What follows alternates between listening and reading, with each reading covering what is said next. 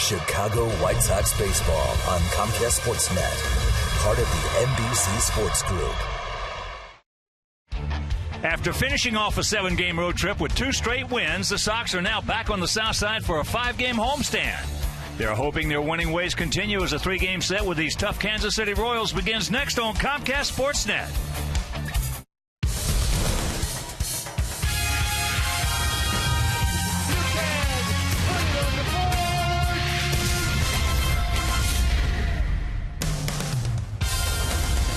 We are coming to you from the city beautiful Chicago, Illinois, where tonight Comcast Sportsnet presents White Sox baseball. It's Paul Konerko, Adam Dunn, Gavin Floyd, and the Sox as they get set to butt heads with Billy Butler, Jeff Francoeur, and the tough Kansas City Royals. Hi, everybody, and welcome. I'm Ken Harrelson. He's Steve Stone as we get set to bring you the first of this 3-game set and the first of this brief 5-game homestand. We'll finish it off with 2 against the Tigers. So the Sox coming off that 7-game, 6-day road trip, which seemed a lot longer than that, and it had a chance to be just a disastrous road trip. We started off, we lost 2 out of 3 in Detroit. We lost the first 2 in Cleveland. Then we came back and won the last 2, so it made it a decent trip.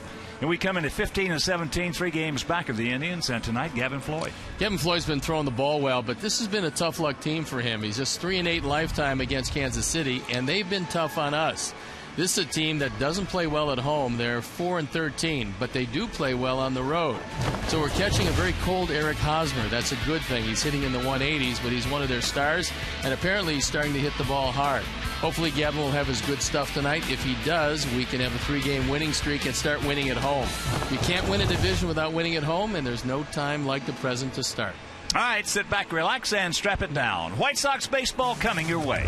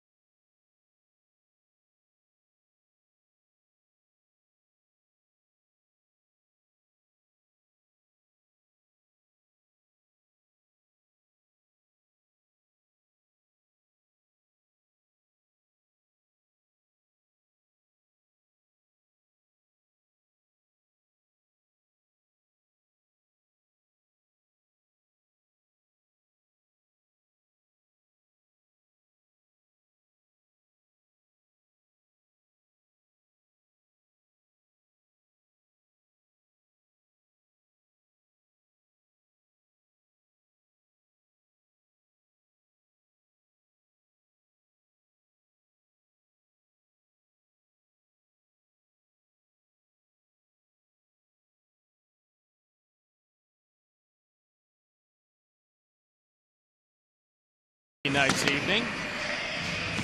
And let's take a look at how Ned Yost is going to line up his Kansas City Royals.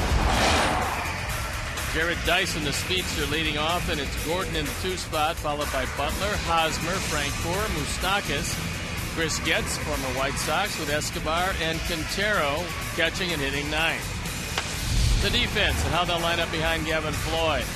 Viciedo, Diaz, and Rios in the outfield, with Escobar, Ramirez, Beckham, and Quintero in the infield. A.J. Pierzynski gets a knock behind the plate, and our Lexus pursuing perfection starting pitcher is Gavin Floyd. He's looking for win number 3, wants to even it up. His ERA a very fine 3.03. Opposition hitting just 191, meaning Gavin isn't giving up too many base hits. The last 3 starts, Gavin has been awfully tough. Although he's 3-8 lifetime against these Royals, he's 1-1, ERA 171, and you can see just 12 hits in 21 innings. He's been terrific. So they've thrown the ball around the infield. We're ready to play baseball, and I'm ready to turn it over to my play-by-play partner, Ken Harrelson. All right, Steve, thank you. And once again, good evening, everyone, and welcome to White Sox baseball right here on Comcast Sportsnet. So happy you could join us for game 1 of this 3-game set and this 5-game homestand. Jared Dyson, 27-year-old center fielder, and the first pitch of the ball game is taken for a strike. Royals come in at 11-19. And in the opening, when I said the tough Kansas City Royals, they are tough on us. Last year we played them 18 times, and they won 11 of the 18. Well, not surprising, because last year Hosmer and Moustakas were starting to hit everything in sight. You see Ned Yost, and one of the keys is controlling Dyson. He's got plenty of time, and that is out number 1. He's one of the fastest men in the league. Can't steal first. It'll bring up Alex Gordon. Gordon hitting at 267, 4 homers, 16 knocked in. Royals hitting 260 as a club. They have got a very aggressive, a very young, and talented offense.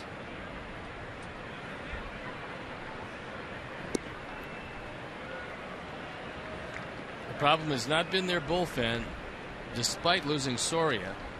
It hasn't been their offense, which has been pretty good at times. It's been their starting pitching, which has been really spotty. Just underneath that one, thank goodness. Beckham. 2 down. The umpires for the game tonight: Andy Fletcher behind the plate, Rob Drake is at first, the crew chief Joe West is at second, and Sam Holbrook is at third. So here's Butler. Billy Butler hitting at 297, 6 homers and 23 driven in. No, that team ERA of 4.83. Royals were they really came into this season not so much around the nation, but thanks to our iPads and MLB app at home, they had high expectations, big time. Well, until they lost Perez behind the plate, who had a wonderful year last year and looked like the tip of the iceberg, and Soria, they look like they might have a chance to contend. I mean, this lineup with Perez and with Soria closing, that creates some problems. Well, it's a different looking ball club. Butler last year hit 291, 19 homers, and drove in 95. Count moves to 3-1, and against Gavin, hasn't had a lot of success. He's 8 for 33, and of the 8 hits, all of them have stayed in the park. Well, he's looking fastball, and he probably is looking away for it. That's what he has done against the White Sox. He's a line drive hitter. Occasionally the line drives go out of the park. Fouls that back, and of course here at the ballpark, 330 down the left field line, 335 down the right field line, 375 in the gaps, and 400 straightaway center.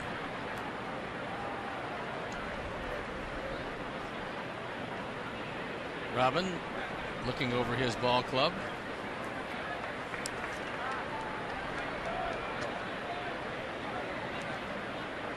2 out, and once again the payoff pitch. He gone. 1, 2, 3 inning for again. After happening of play, it's their guys nothing, and our guys coming to bat.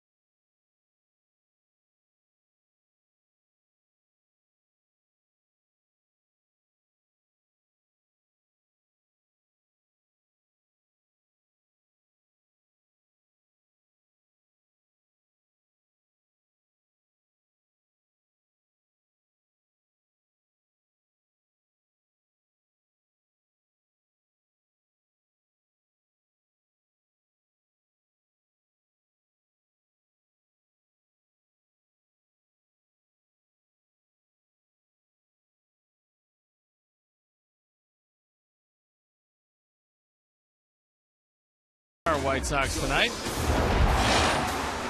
Piazza leading off. He's been red hot with Beckham hitting second. Then it's Dunn, the DH. Another hot hitter. Konerko, Pierzynski, Rios, Ramirez, Viciedo, and Escobar. The defense behind Paulino. Gordon, Dyson, and Frank Coeur left to right. Moustakas, Escobar, Getz, and Hosmer. Quintero behind the plate.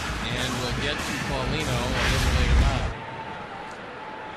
And before we show you our picks to click, you at home select yours.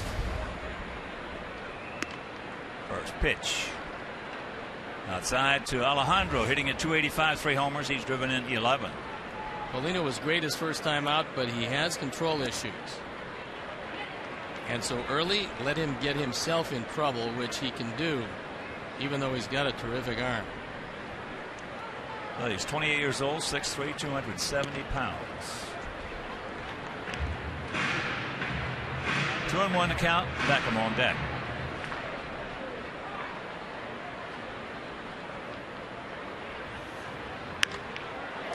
That ball hit into center field. Dyson now backing up.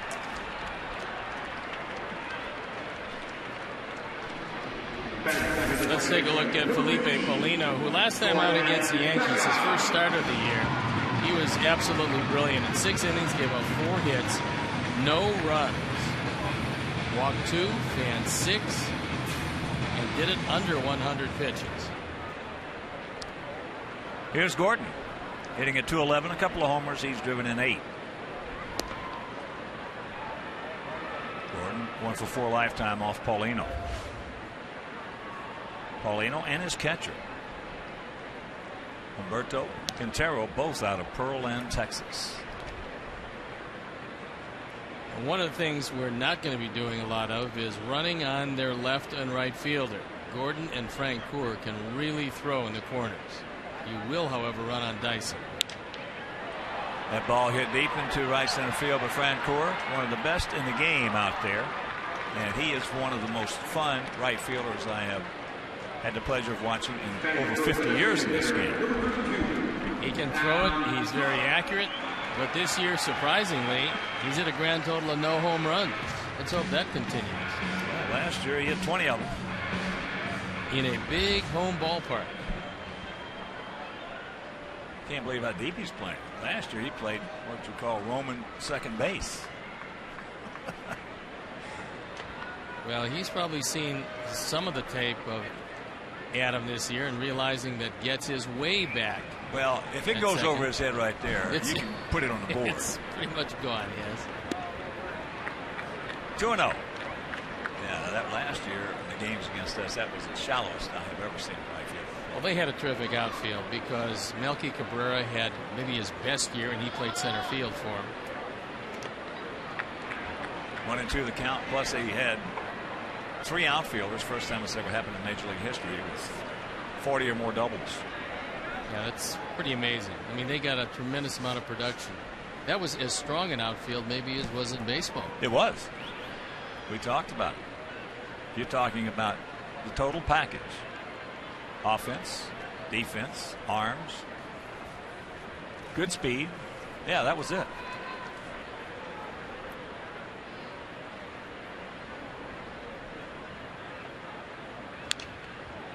And that is fouled back with Paulie on deck. No score, bottom of the first if you're just tuning in.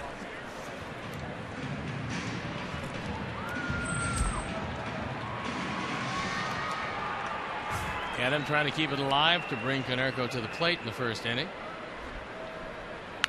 That ball high and deep. He looks up. Francoeur does. You can put it on the board. Yeah. A bomb. Mercer.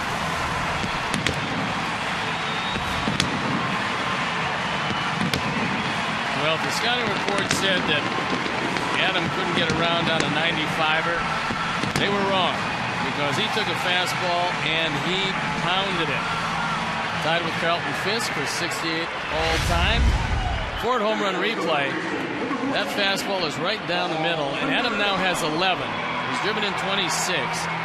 Why that's significant is that we are here on the 11th of May, and he has as many home runs as he had all of last year. Here's Paulie, takes first pitch strike. Paulie at 345, 6 homers, 18 knocked in.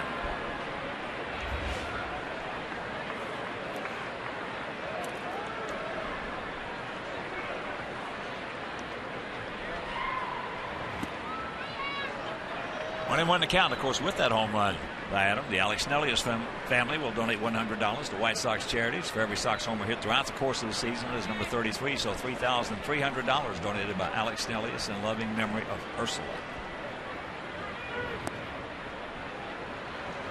2-1. That'll take a little confidence away from Paulino, who had not given up a run in his first start. He throws what he considers to be a pretty good fastball. Sees it hit well over 400 feet.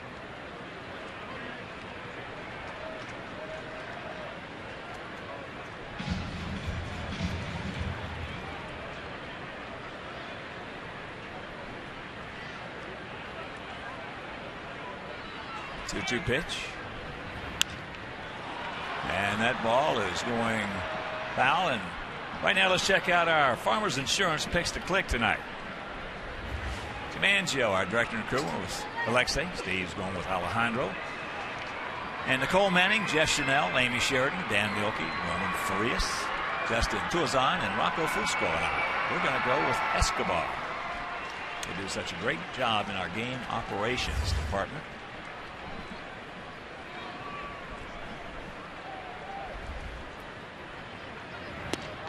As he gets him, but the long home run by Adam Don after one. It is 1-0 good guys.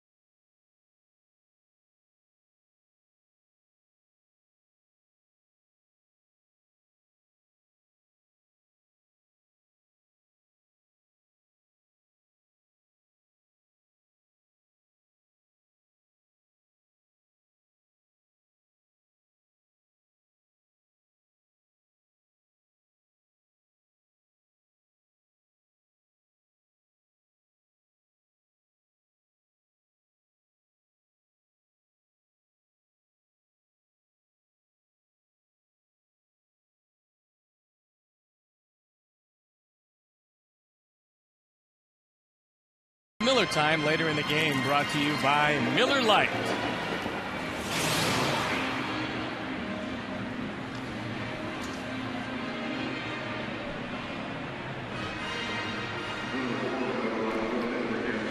One nothing good guys here in the top of the second inning. It'll be Hosmer, Francoeur, and Moustakas.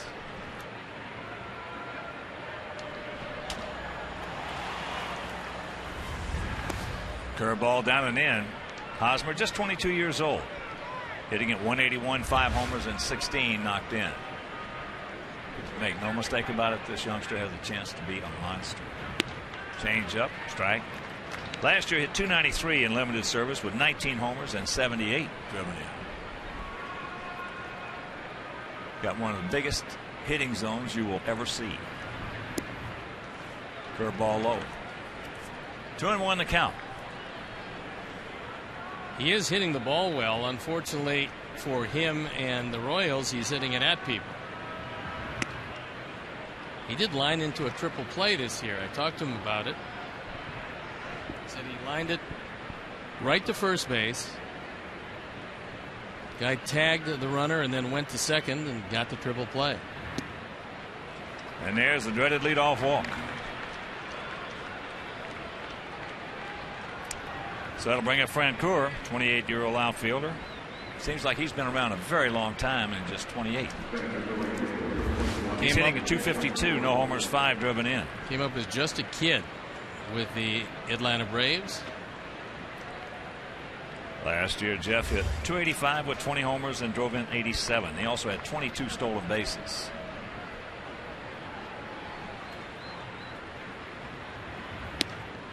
And want to send out a big White Sox shout out to Bert Coghill for the grand opening of his new driving range out at Silver Lake Golf Club. And my friend Joe Hyduke called me today and told me it was absolutely outstanding.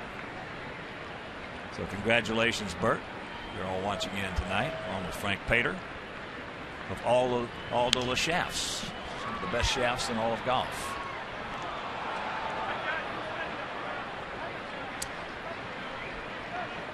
Got a whole bunch of those shafts and a whole bunch of my clubs.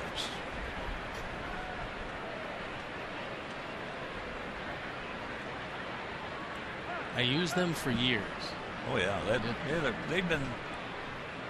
they've been the standard for shafts, because that's into right center field. We got a man there.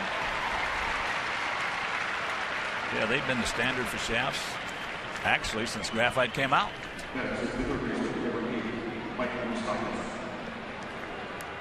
Here's a guy who's hitting it real well, but he took a long time to get his first hit against our ball club. There for a while, you could have thrown up anything, and there was no way in the world he could get a hit. Once he got his first, it looked like we couldn't get him out.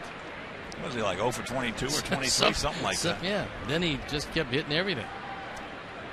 And he's just 23. They've got the nucleus here of on-the-field players, position players, to be a force.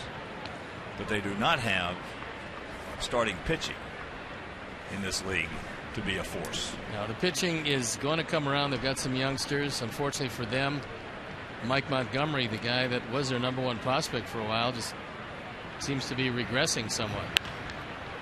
Get foul. It will. Thank you very much. Well, we're going to see a guy with a lot of talent tomorrow night in that game, Luke Hochaver. And then, of course, on Sunday, a guy that I really think's got a chance to be a stud, and that's Danny Duffy. He was the guy out of all the 5 lefties that they had. He was the guy that probably was rated 5th.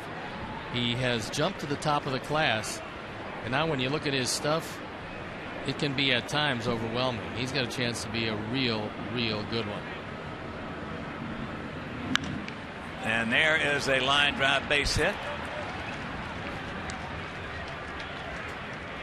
So the leadoff walk, the fly out by Francoeur, the single by Moustakas. And that'll bring up Chris Getz, who's off to a good start at 306.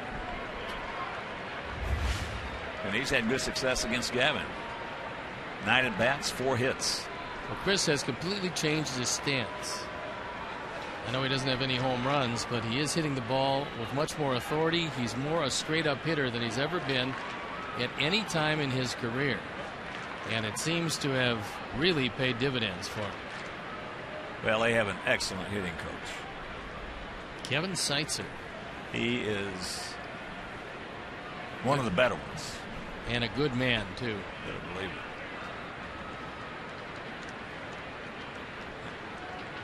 He just wore us out. He was a terrific line drive hitter to right center. There's a look at Kevin. Kevin had good pitching. What did you say? They like him in Kansas City a lot. Well, they should.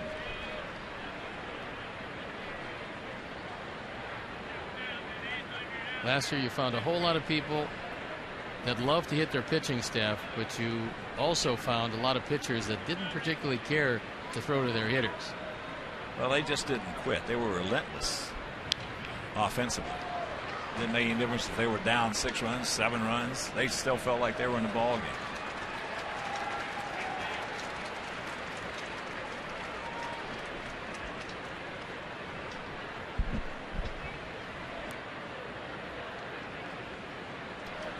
Getz does not strike out very much, just 6 times in 62 at bats.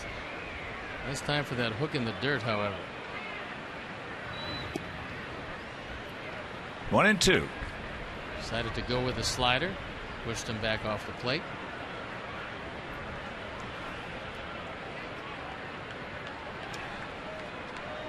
Beautiful evening here in the beautiful city.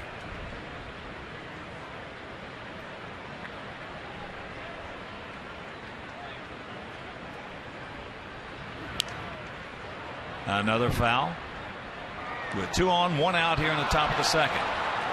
Sox lead at 1-0 on a long home run by Adam Dunn. And Getz has yet to ground into a double play. This Kansas City team has grounded into 28 of them. But Chris is one of their faster runners. He's 5 for 6 in stolen bases this year, and last year stole 21.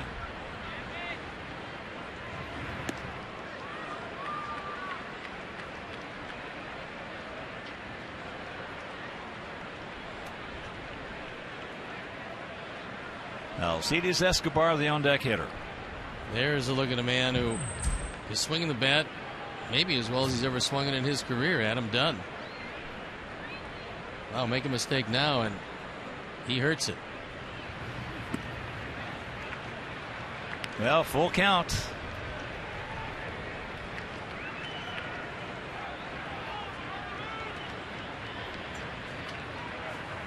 The question is, you got a hitter that doesn't strike out very much. If you're Ned Yost, do you start the runners? We will see. Nope. So the second walk of the inning.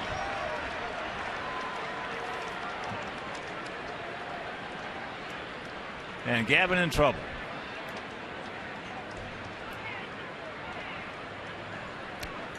And come to the game tomorrow at 6:10. Watch our Sox play these Royals, then enjoy a post-game fireworks display presented by Magellan Corporation.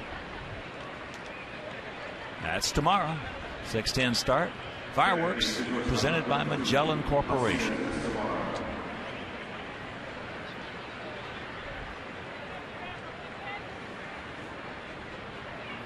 And if you're in the area, stop by because there's fireworks after this ball game. So Sox packed with Royals. And that breaking ball is fouled away. Souvenir right side. Escobar is tied for the team lead, grounding into 5 double plays. Most unusual for a guy who's as fast as he is.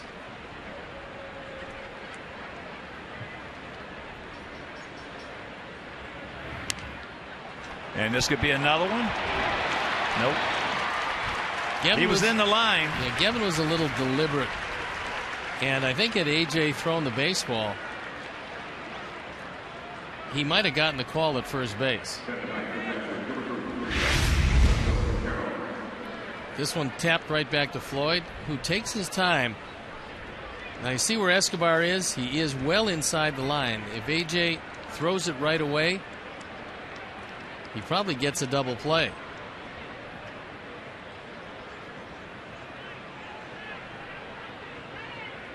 Well, if he throws it and he misses him, and the ball gets by Paulie, as there's another little comebacker, and he pitches out of it. He walks the pair, including the leadoff man. Meanwhile, after an inning and a half, it is 1-0 White Sox.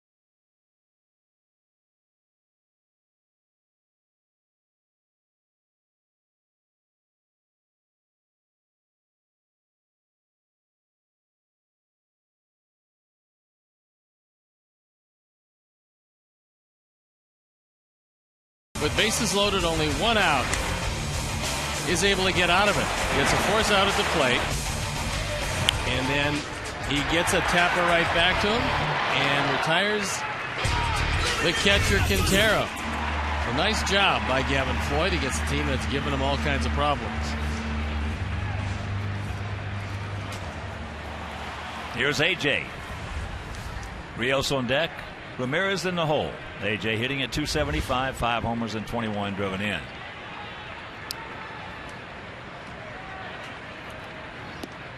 Takes it low and away. AJ 2 for 4 lifetime off Felipe Paulino. This combination of Paulino and Quintero actually pitched to one another in Houston. So Quintero very familiar with the stuff of Felipe Paulino. Well, that would account for them both living in Pearland, Texas. And came up together with the same ball club. That's foul back. 1-2.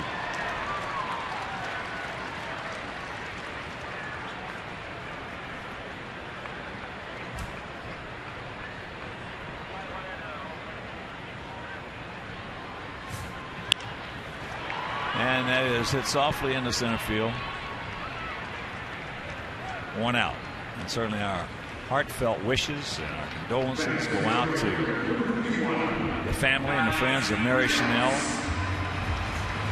mother of Jeff, our Jeff, longtime member of the White Sox family, senior manager of scoreboard operations and production. Mary passed away on Sunday.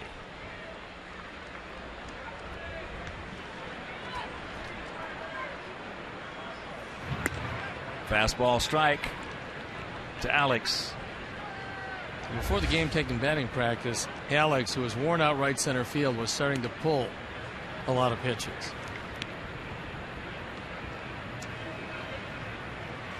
Alex at .286, a homer, 12 knocked in.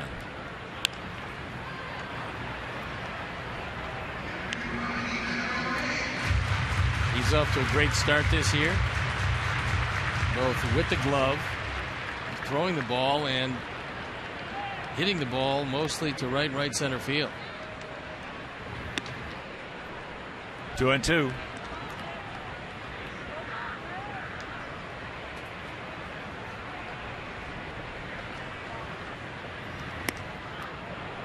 Got him upstairs at 95, so 2 now.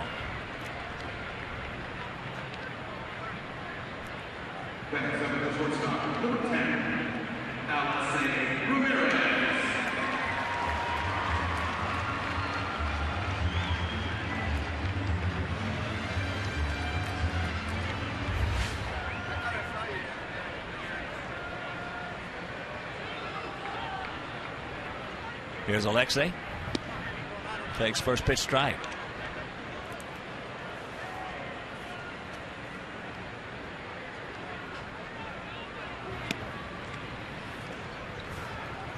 Alexei looking a little better with each and every at bat, and this could be the time when he starts to do what he's done every year, which is start to really heat it up. Gets hit on the fist right there. Hosmer's got him. And that's a 1-2-3 inning for Paulino. But after 2, Paulino trails it 1-0.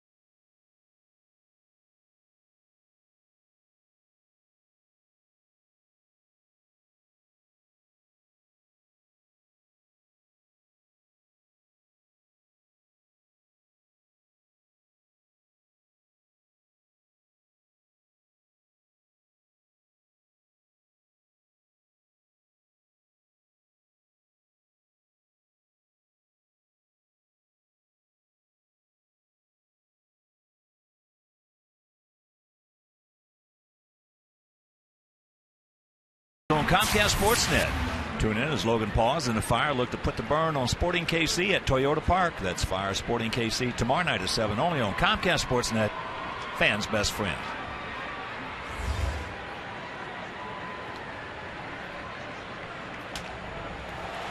Jared Tyson, top of the order, takes first pitch strike. Steve, you're very familiar with Joe Stonecrab. I am. How long does it take to get there from here? 14 minutes as the crow flies. Unless, now, of wait course, a minute. you're Bob You got to Grimm. rethink that, because I think it took Bob Grimm an hour to. It did. But, you see, there was a special way that he took to avoid the traffic. So, he avoided most of the traffic, but it, he had all the guys waiting for him. They thought, for a while. They thought, of course, the worst, that he wouldn't be around to pay for the check. And eventually he got there. I knew some bus drivers like that in the Maryland Leagues turn a 14-minute trip into an hour. Cab drivers, too. An extravaganza.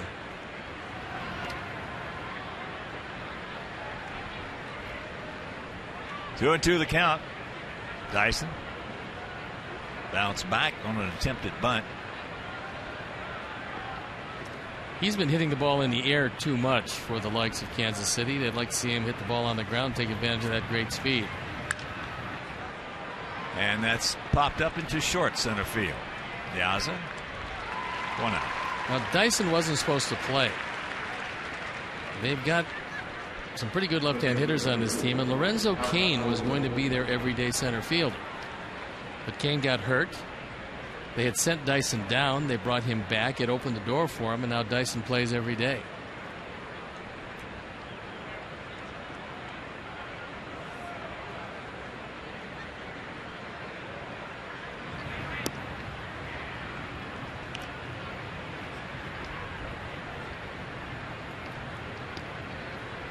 Gordon just missed one. He hit a major league pop-up to back him at second. This young man out of Nebraska has got one live bat. When he first came up, he was a third baseman and really struggled. Inexplicably struggled. Good strike. But now he has become a really strong hitter and a plus left fielder. Gold Glove last year. He gone. 2 down.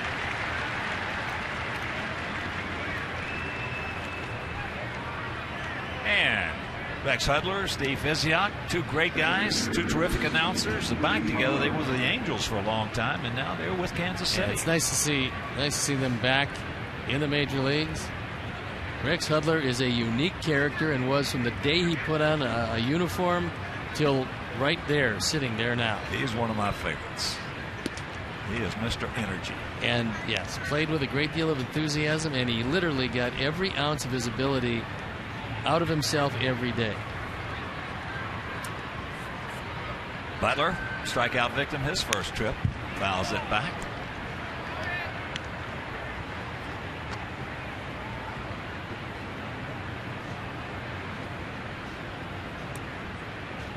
Two out, 1-1 to count. 1-1-0 for us, 0-1-0 for them.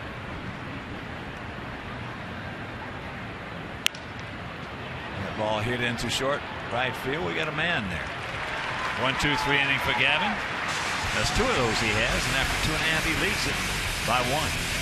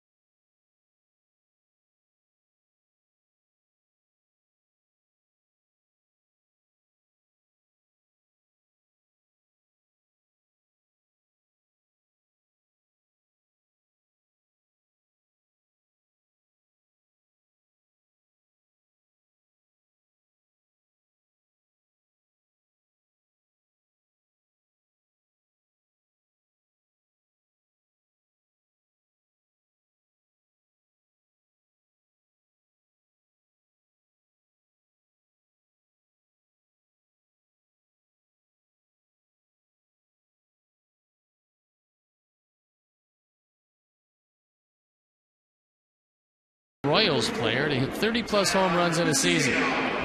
You think about that? We'll get back to you with the answer a little later in the game.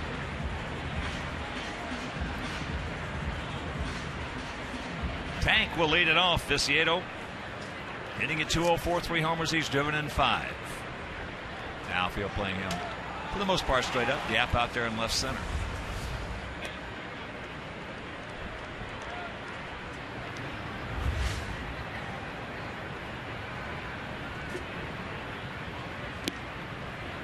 Two and 0 the count. First of 3 against these guys. First of 5 in this short homestand. It's going to seem really short. Well, you know, the schedule does not bother you. It doesn't bother me. I feel bad for the players because there's one in the hole, and they just do get him. What a play by Escobar. He's got a gun. Well, that should have been a base hit, especially if you're thinking like Viciedo. You hit it in the hole. You can't get it by Escobar, but he goes in the air, a 2-hopper across, and they do get him. Hosmer is really good at first base, and what a terrific play by Escobar. Yes, it was. That's a big leg right there. So here is our Escobar. Eduardo takes a strike. But the players, it's been really tough for them. It just feels like that every game we played almost has been on the road.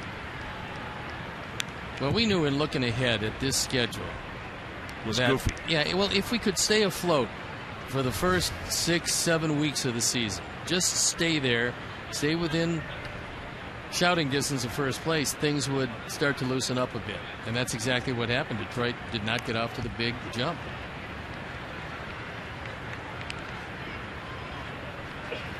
Detroit taking on Oakland later on. Porcello against Malone.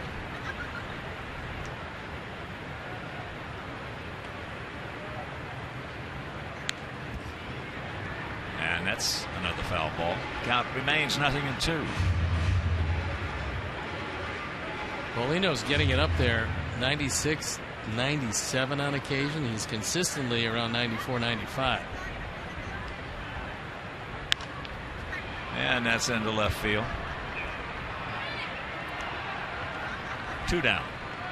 You could tell by the way Gordon drifted after that one that the wind, which is a factor tonight, blowing out toward left and left center field. So if you do get it in the air with anything on it, it's going out of the park.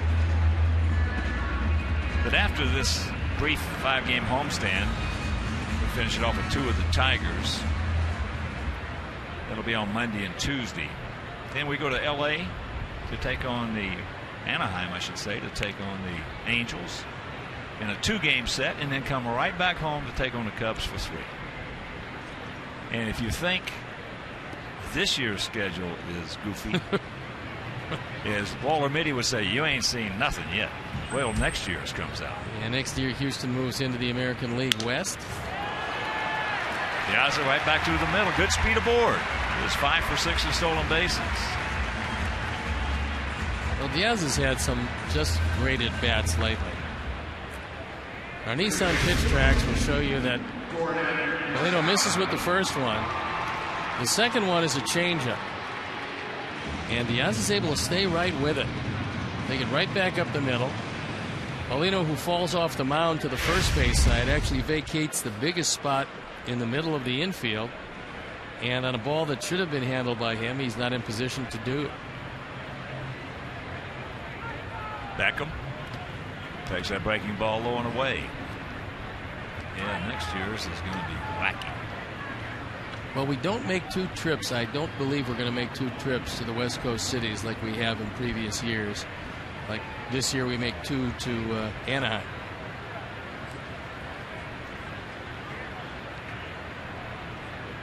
That being said, that Houston-Seattle trip, if we get that, is not going to be any day at the beach. Yeah, well, it's going to be determined on where you play the majority of your, whether it's the Central, East, or West in the National League or Interleague games. That's going to be a big part of it. If it's in the Central, it's going to be a lot easier, a lot better. Quintero wants to go out and have a little chit-chat. Well, Houston is rebuilding their organization. They have a new owner. The minor leagues have been decimated. They have a new general manager in Jeff Lunau. And they're moving into a league that has a super team with the Texas Rangers, an underachieving team that will get better with the Los Angeles Angels of Anaheim, and a Seattle team that's not all that bad, and maybe they're starting to get a little bit better. So might not be the greatest time to move into the American League West. It's not, especially for a team that for years and years has been building their ball club to play National League style baseball, not American League style, and there is a difference.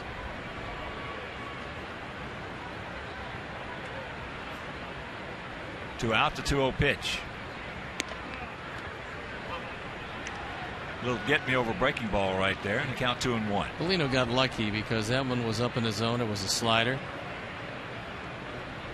Gordon gave up on it a touch because he's looking fastball all the way, didn't get it.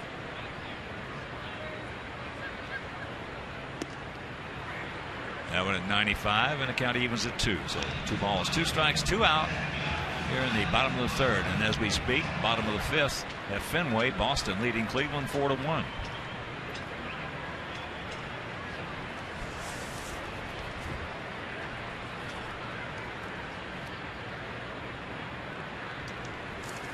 he goes.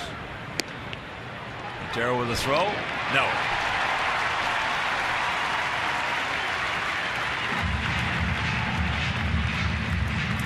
Well, I have a feeling that Quintero getting up blocked Andy Fletcher, because this pitch looked pretty good. The throw is not close to in time.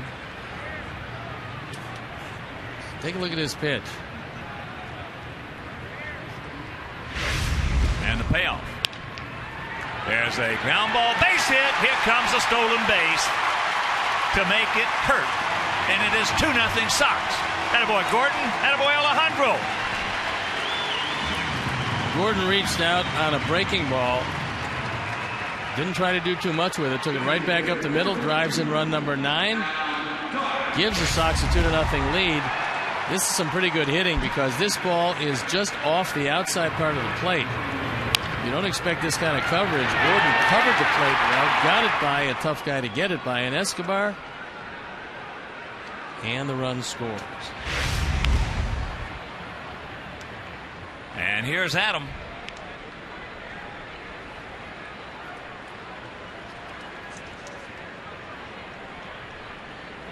And we'll show you that home run after this pitch.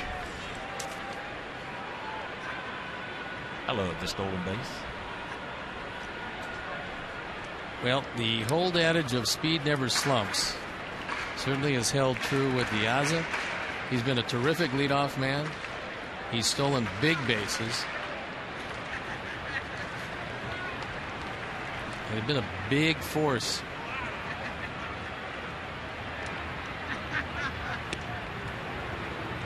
Here's our Xfinity high-speed action replay. Paulino gets a little careless in the first inning. And to the big man these days, you don't want to get careless. He hit it a mile. Diaz, by the way, came in 4th in the American League in runs scored. So he's been doing his job. 0-2 pitch.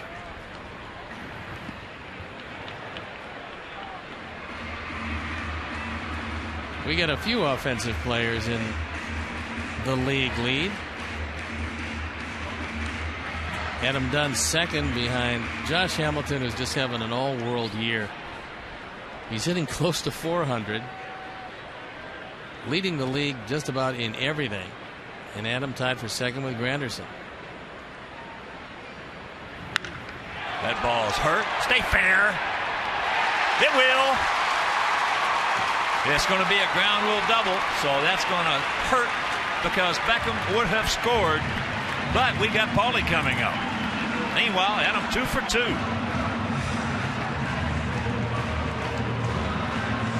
Picks up his 9th two-bagger. Adam has been an extra base machine, as this time he gets a slider down and in. And there's the look. We'll slow it down for you. The bad break is that big hop. If it doesn't go out of the ballpark, it's 3-0. So here's Paulie. It was a strikeout victim. Got him on a slider. Boy, they got the cow on the flat rock down in Texas. Whew. It doesn't rain all that often, but when it does, it gets your attention. Texas style. Remember when they evacuated the entire ballpark when we were down there? Yeah. I had never seen hail like that. The field was white, looked like Christmas. I've never seen it like that during a baseball game. Unbelievable.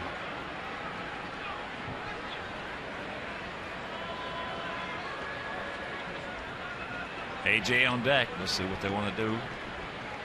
Paulie. Ducks on the pine.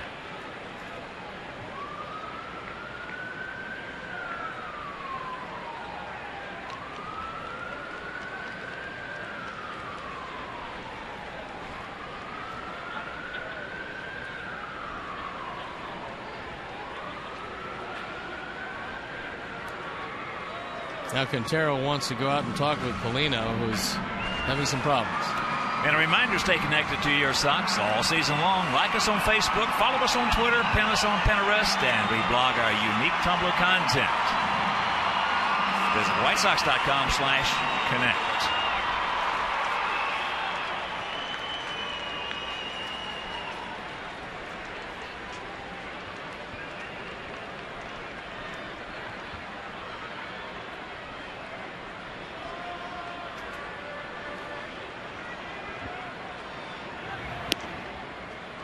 Pours that one over at 95 to even the count at 1.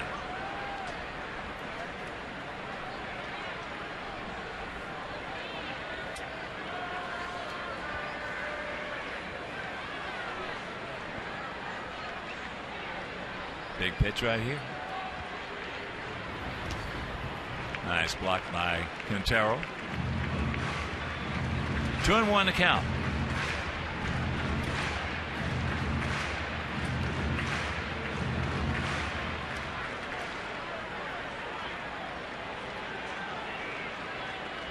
There's Gordon, who came through with that big 2-out RBI single. Drive home Diaz.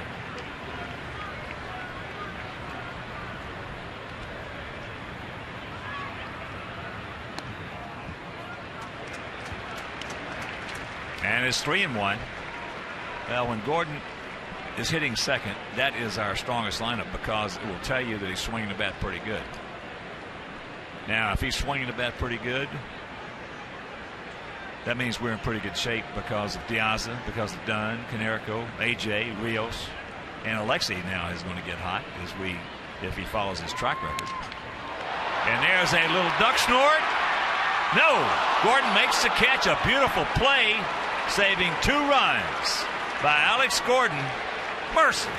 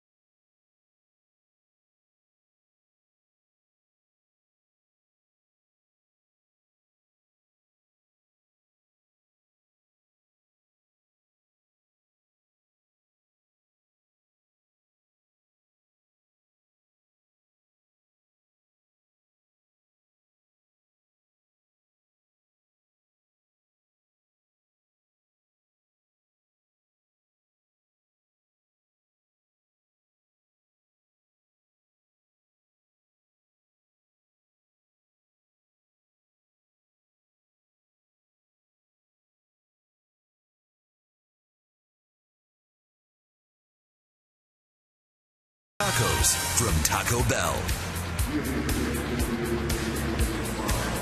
Here's our Home Depot doing more on defense, and we'll take a look at a play that I didn't think was going to be made. Alex Gordon comes out of nowhere, closes a lot of ground, takes it right off the grass, and saves 2 runs. What an effort. That was a great catch. Gordon. I didn't think he had a prayer to get there. Meanwhile, here is Hosmer, who walked, leading off the second inning. 2-4-0 for our Sox. 0-1-0 for their Royals.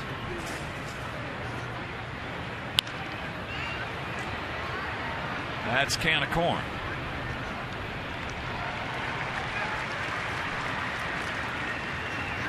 Yes, sir. I didn't think he had a prayer.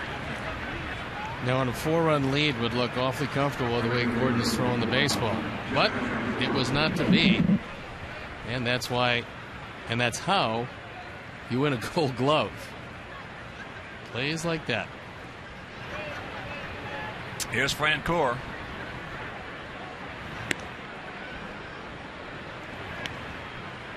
Went out to his counterpart, Alex Rios. First of 3 against these Royals. Eric Stoltz tomorrow night against Luke Hochaver. So make your plans to be with us. Now, if you can't make it to the ballpark, that game will be over WGN. And on Sunday, Philip Umber against Danny Duffy. And that game right back here on Comcast Sportsnet.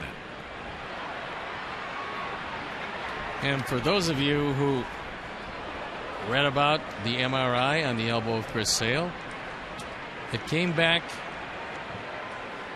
perfectly clean, which is a big relief to Chris. And he is going to go back in the starting rotation. And a good report on Brent Morel's back. There is a little problem there, but he said it felt great today, and he was just crushing the ball in batting practice. We've got a medical staff that can get you ready in a hurry. Be gone. Well, we've got one of the best, and they have a record and a track record just like players do. Sure. And if you check out Herm Schneider, Ryan Ball, Alan Thomas, our staff, and then our medical staff, you will see that there's Beebe, Ryan Ball, that we have had the fewest players on the DL, I believe, for the last 12 to 15 years. Fewest players, fewest games lost to injury. Well, you're talking about saving the club millions and millions of dollars. Is what you're doing. Moustakas, who singled into right field. Yeah, we've got a terrific medical staff. Dr. Charles Bush Joseph, Dr. Bernard Bach, Dr. Gregory Nicholson, Dr. Nick Verma, Dr. Kathleen Weber, Dr. David Orris, Dr. Tracy Williams, and Dr. Lowell Scott Wyatt. That'll work. That's out of play. Jesse Crane is one of the guys that we have not had available, but he did take a rehab start. Well, a rehab game. And he pitched 1 inning, strike out 21 pitches, and he should be ready to go. And that's another great arm ready to come out of the bullpen. That's another souvenir. That's one of the things that these two teams have in common, is they both have very strong arms coming out of the pen. They've got some good news. Salvador Perez, their talented young catcher who had a big knee problem, is coming back around the All-Star break. He gone. 1, 2, 3 inning. That is 8 in a row retired by Gavin, and he leads it 2-0.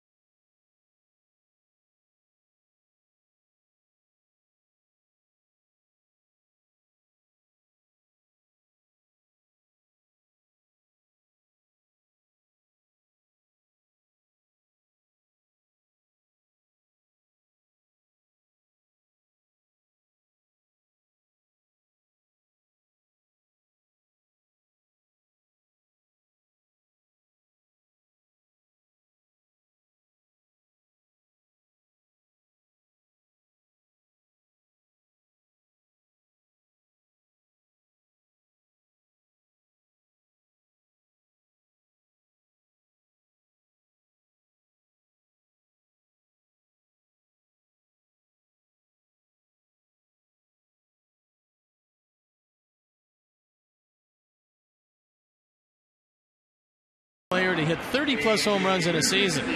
And the answer? Well, none other than Jermaine Dye hit 33 in 2000. Now Jermaine should still be playing.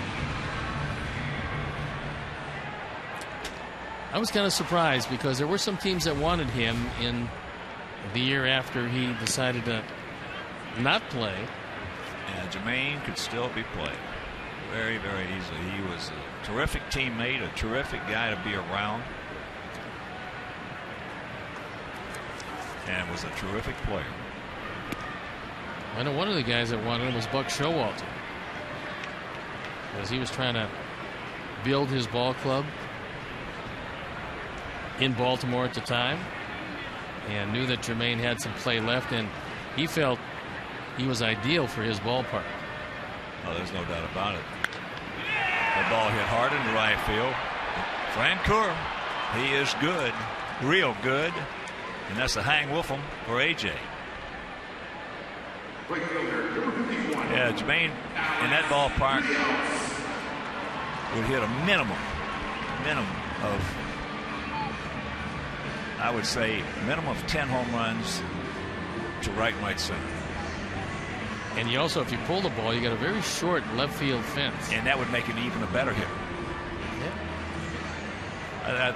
It'd be safe to say, I think, what did he have when he retired?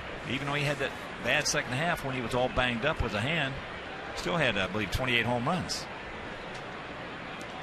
Well, he had his opportunity and decided that the playing aspect of his life was behind him. So obviously, got to wish him a lot of luck. Oh, yeah. Things have gone well for him. That's how to play. Well, he's a big family man. And he plays a good golf course a lot. Scottsdale, Golf Club Scottsdale is awesome. And he can pound the golf ball, I'll tell you that. Pound it.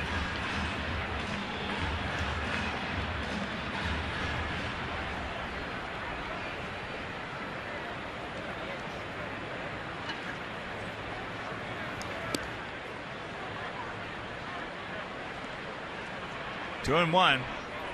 Baltimore is playing for first place tonight. They're entertaining Tampa Bay. Tampa Bay leading 3-2. That game in the bottom of the seventh.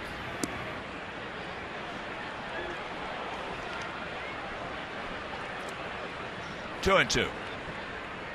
Outfield spread out slightly to the right. Gap in left center.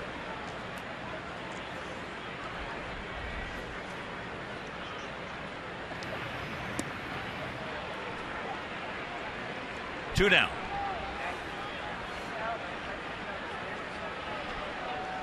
So here's Alexei. He got hit on the fist. Popped it up to Eric Hosmer.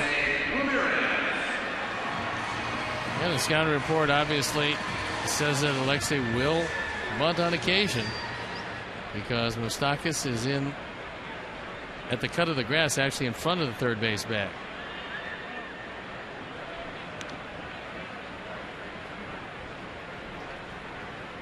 Well, Alexei had a big day, 3 for 4 with an RBI, run scored in that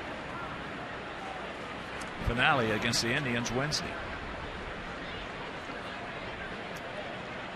Boy, our Sox turned what could have been just a terrible road trip into a decent one.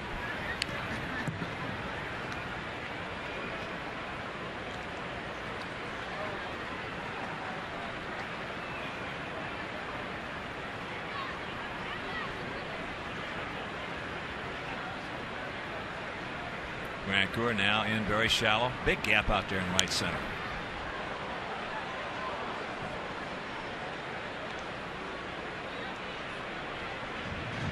Molino is still pumping it up there in the mid-90s.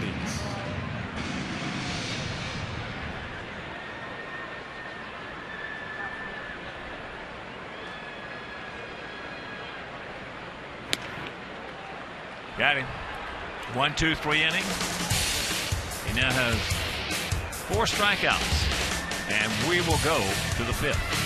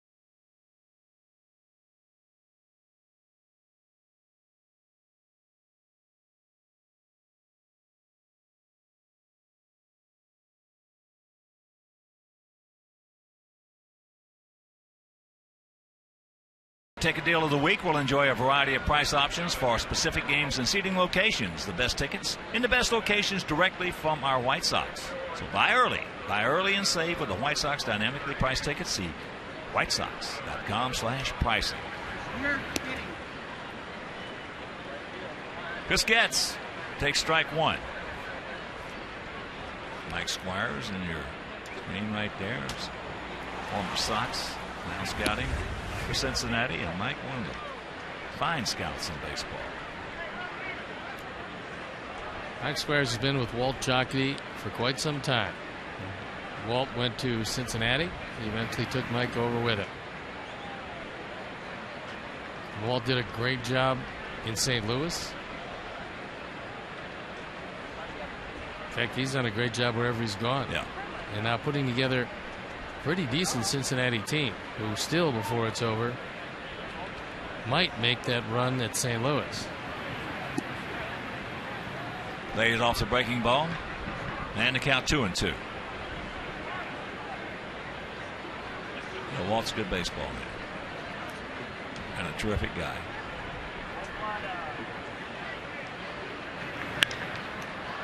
Can of corn.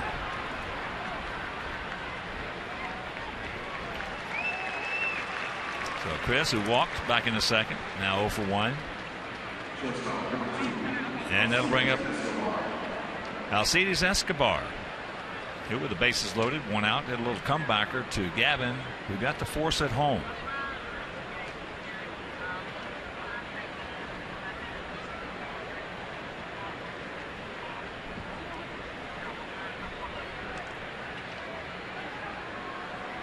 Escobar last year hit .254, 4 homers, and drove in 46 to go along with 26 stolen bases.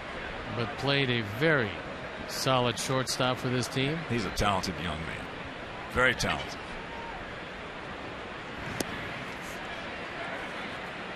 Well, for a while, it looked like he was the heir apparent to J.J. Hardy with the Milwaukee Brewers. That's how he got to the major leagues. But they decided to include him in a deal.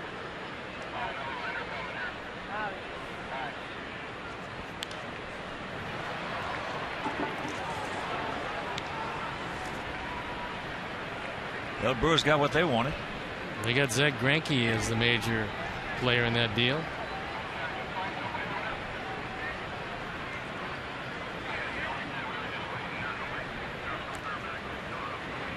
As the bunt fouls it away and a count 2-2.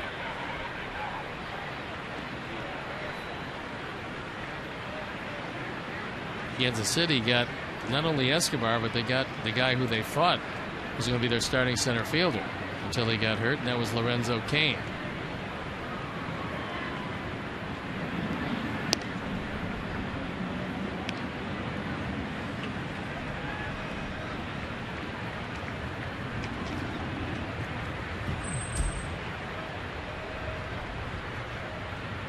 Payoff pitch.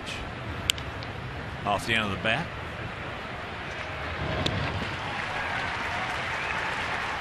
Two down.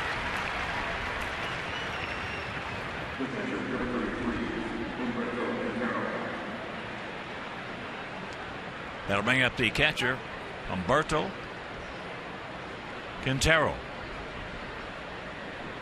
Back in the second with the bases loaded. Now 2 out. He hit a little comebacker to Gavin, who threw him out to Paulie.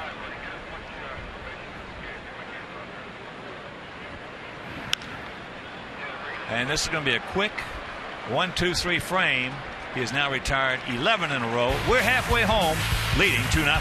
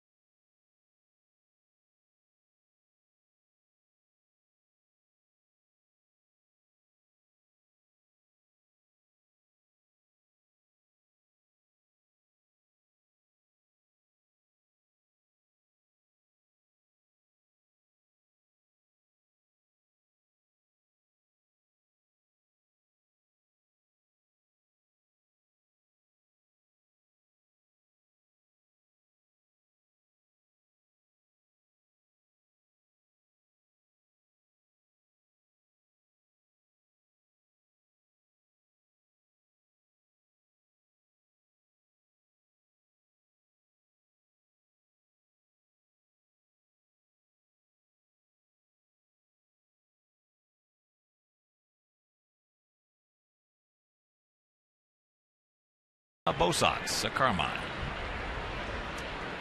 They're looking for a little help in center field. And a little speed, certainly.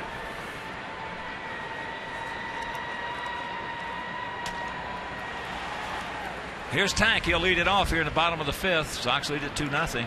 Tank was robbed of a base hit, his first at bat on this play. This was highway robbery. Escobar from way back. A two-hopper that Hosmer able to snare. And they got him by a full step. 1-1 to count. Yeah, when Jacoby Ellsbury went down, that really hurt Boston. But again, they're going to have trouble doing anything with that bullpen they got. There's no doubt about that.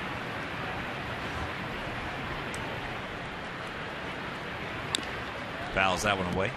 And Andrew Bailey, the man that they traded for to be their closer, still with a torn tendon and surgery on his thumb, is not all that close to coming back.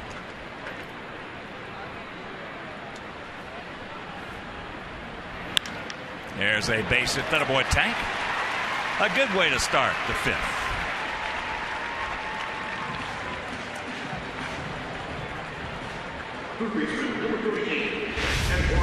Here's our Menards pitch tracks. We'll show you where the pitch was. It was out away. You can't get it by the shortstop.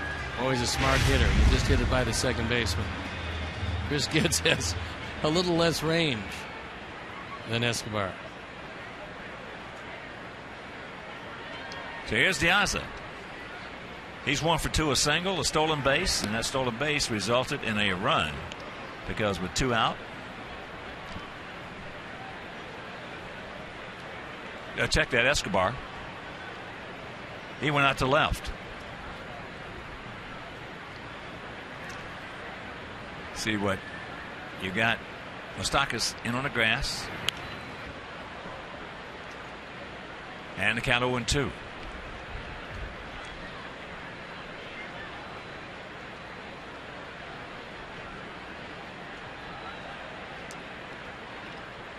One thing about this Royal outfield, they will move around. It's one of the biggest holes in right center and center you ever want to see. Well, they believe that Escobar is not going to be able to pull Paulino. Because you got Gordon standing almost on the line in left field and very shallow. And Dyson is over in left center field. That's the Polonia shift they've got on right there. Well, that would lead you to believe the old saying of pitch him away and play him away. Because if you throw him a slider in, that's a huge mistake.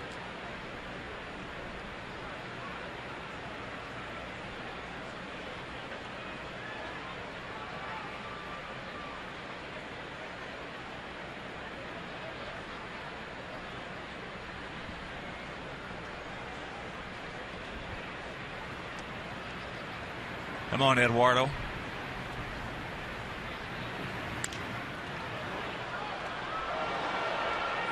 That one at 97. So he reached back. Put another 4 or 5 inches on that one.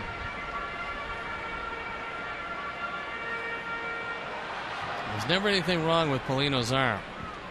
The reason why they gave up on him in Houston was his control, which tonight has been pretty good. Breaking ball down and in. 1 out. So now Diaza with that single, stolen base, and run scored. And a reminder, White Sox families come to U.S. Cellular Field on Sunday to celebrate Mother's Day. Now, the first 10,000 ladies age 14 and older will receive a beautiful White Sox tote bag, and it is beautiful. Purchase your tickets today by visiting whitesox.com or calling 866-SOX-GAME.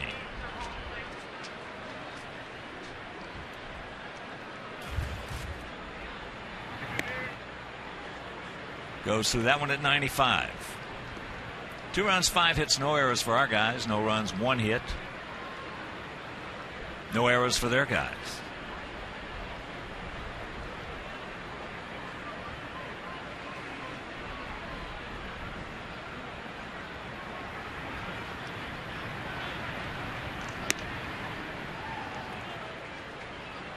Count evens at 1.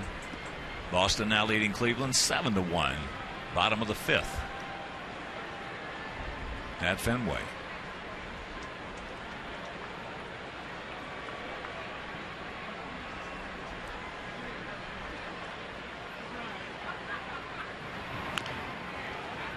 Breaking ball. And the break was that ball didn't spin back into fair territory. Andy Fletcher immediately said that Quintero grabbed it in foul territory, because that would have been a fairly easy double play. First and 3rd in Alejandro.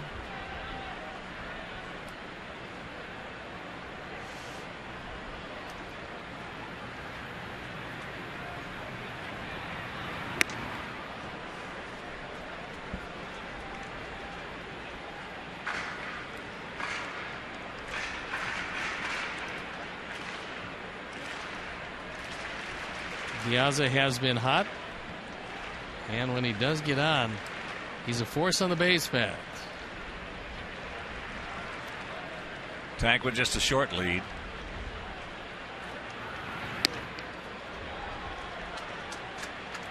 And a full count.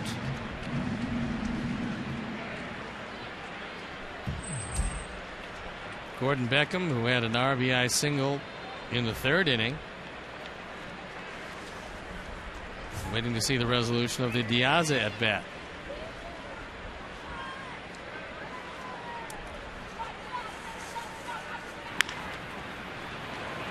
Hosmer with a nice pick.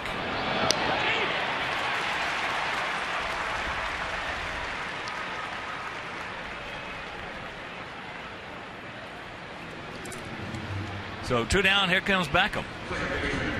They were going for the 3-6-3 double play. Good solid throw by Hosmer, but Diaza runs too well and was able to beat the play. He smothered that hop. That wasn't an easy hop. Strong return throw. Can't get the job done.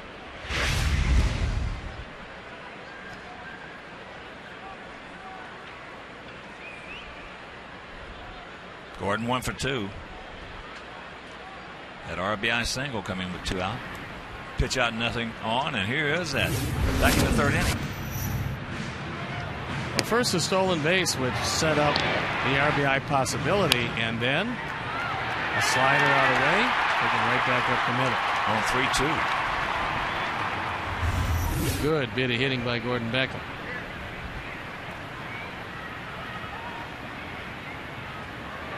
Just a decent lead by Diaza. Last pitch was a called pitch out by Quintero, and Paulino almost threw it over the outside corner.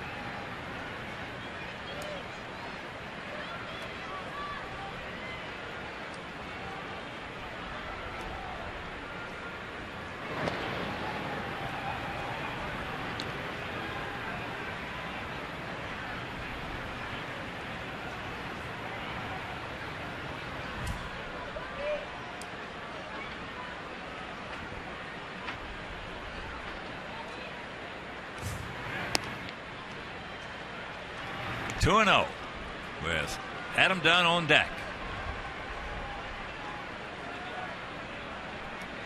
Paulino, when he doesn't use a slide step, is not particularly quick to home plate.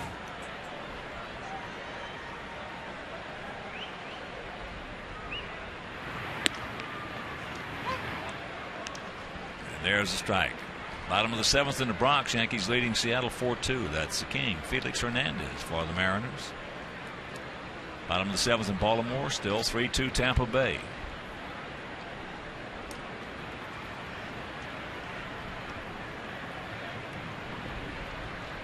It's 4-3. You got to have that sped up some. I told you is sick. It's got a mind of its own, I know. Yeah. Checks it up.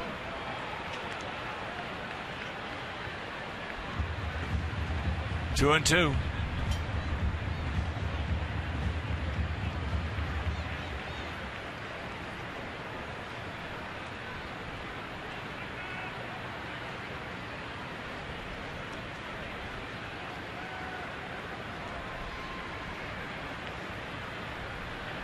There he goes.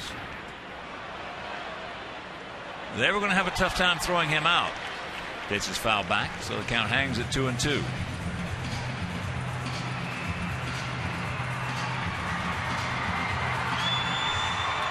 Robin's got the ball club running. 24 stolen bases. Only the Oakland Athletics with a few more. That team doesn't have near the power that our ball club has, however.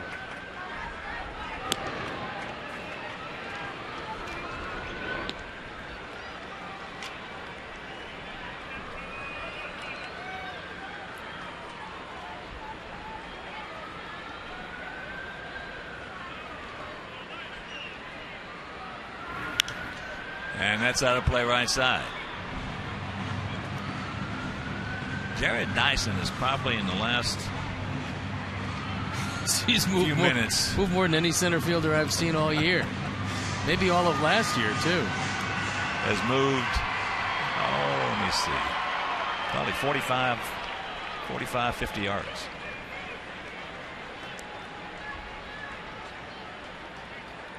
There he goes. The throw. They got him that time. And that'll retire the side. We have completed 5 and lead at 2-0.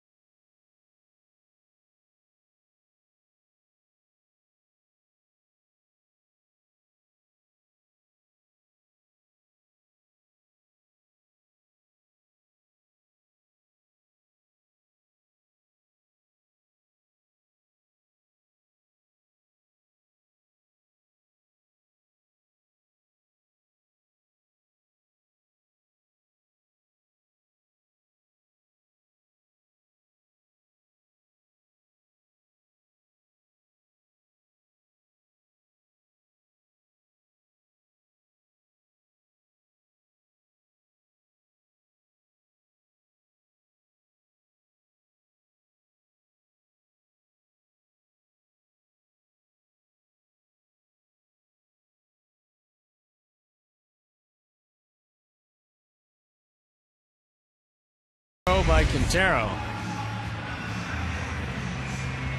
He just drops the knee, puts it right on the money, and it's waiting there for Diaz to arrive. And there's the look. We'll slow it down. He gets a face full of mint. And here's Jared Dyson leading off the top of the 6th inning. It'll be the top 3: Dyson, Gordon, and Butler. Gavin Floyd giving up no runs on 1 hit. That was a 2nd inning single to Mike Moustakas. Pretty good pitch, didn't get it. And a good way to keep this lead is to keep Dyson off the bases. Getting to the Gordon, Butler, Hosmer part of this lineup. And there is a leadoff single. So that breaks a streak of 11 in a row retired by Gavin. Good speed aboard.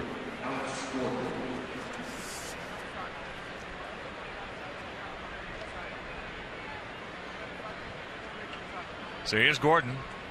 He's popped a second and struck out.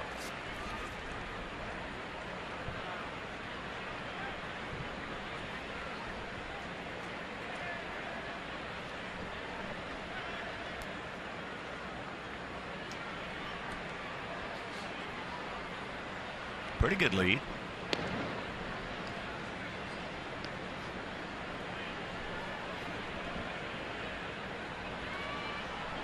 Dyson will run at any time.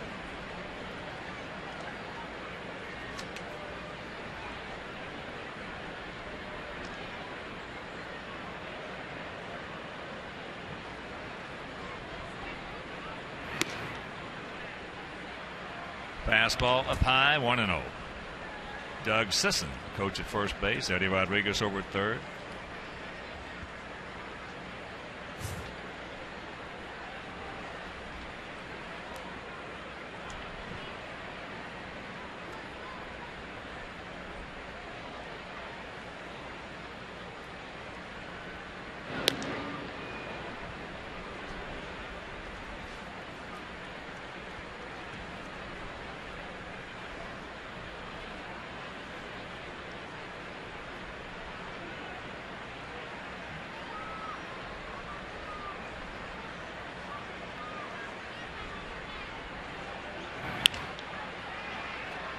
Tank. 1 out. We mentioned this 3-game set, then the Tigers Monday and Tuesday. So this is going to be the third series we played against Detroit, and we missed Verlander all 3 times. That's really a shame because our guys want to go against the best, and we just haven't had that opportunity.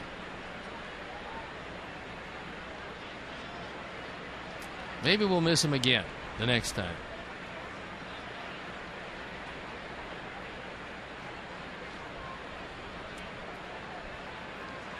Here's Butler. He has struck out and he has gone out to right.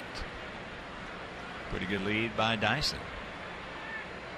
Long set. You have to figure with Butler grounding into 5 double plays. And Ned Yost would be sending Dyson somewhere in this sequence.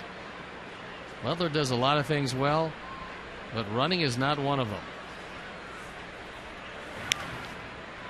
Big swing. And 2 down.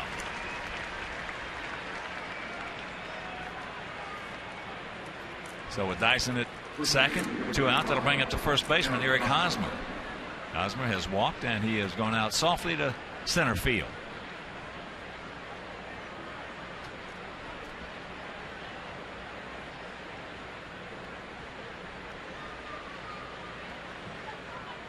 He might be the most dangerous 179 hitter in baseball.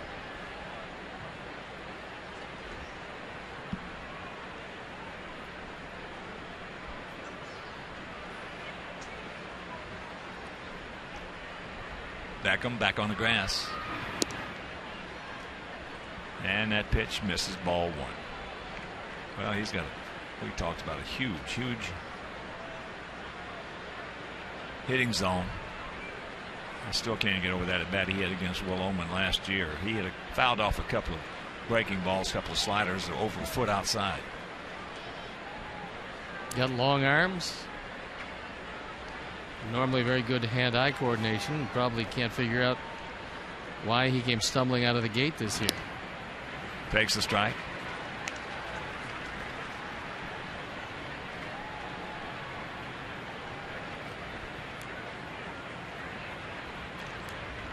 But if anybody ever figures out this game, they can let us know because they won't. You can't figure out slumps. No, nobody will ever figure this game out. There are a lot of people who think they invented it. Well, yeah, there's a few of those. The one thing, I've been in this game all the parts of 7 decades, so 53 years. Started in the 50s. One thing I do know is that the longer I'm in it, the less I know about it, which is the beauty of the game. fires that one into the seats. 2-2. Yeah, you see things in this game that you just haven't seen before, and you see them, seems like, every week. Maybe one of the great examples is one of the best hitters of the last decade, Albert Pujols. Goes to the Angels and can't do a thing. Everything is self-induced. Nice. Little backhand, a peg. Beautiful peg. And that'll retire the side. They get the leadoff single. Can't do anything with it. We go to the bottom of the sixth. It is still 2-0. Good guy.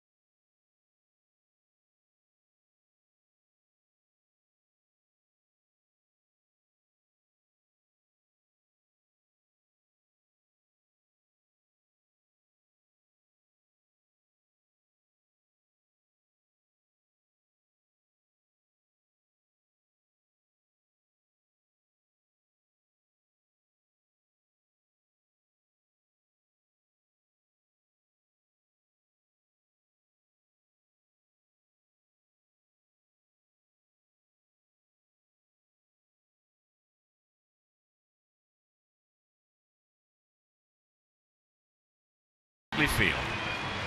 Don't miss a minute of the action as the South and the North sides battle for bragging rights. Coverage begins at noon with Sportsnet Central. That's live from the ballpark. Best coverage of the BP Crosstown Cup is on Comcast Sportsnet, fans' best friend. So here's Beckham. That ball hit into right center field. Jared Dyson, long way to go. He can't get there. It's off the bottom of the wall. So that at bat he had last inning. And so all those pitches set him up real nice for this one, the leadoff double. Yes.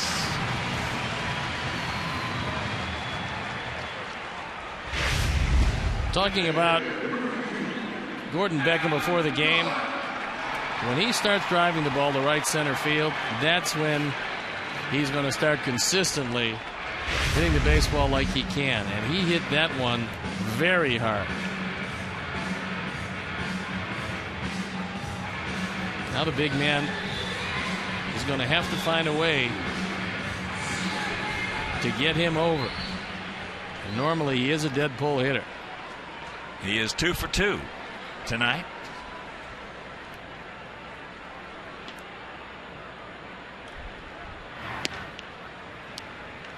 Takes ball one.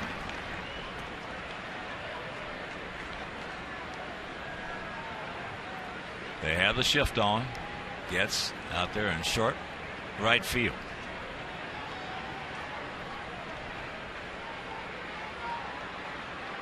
Too much time.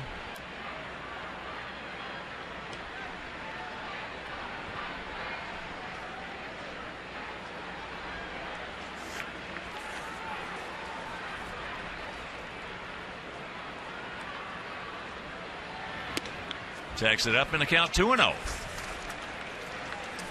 I was in the driver's seat for something to hit hard. Dunn came in with on base percentage at .384 and is 2 for 2 tonight. It's going to make that jump up. 3-0, and here's what he did his first two at bats. First inning was just a rocket. That led off the scoring. Second time up in the third, the bad break was that he had hopped out of the ballpark. Attaboy, Robin. 3-0 green light, just a touch tardy.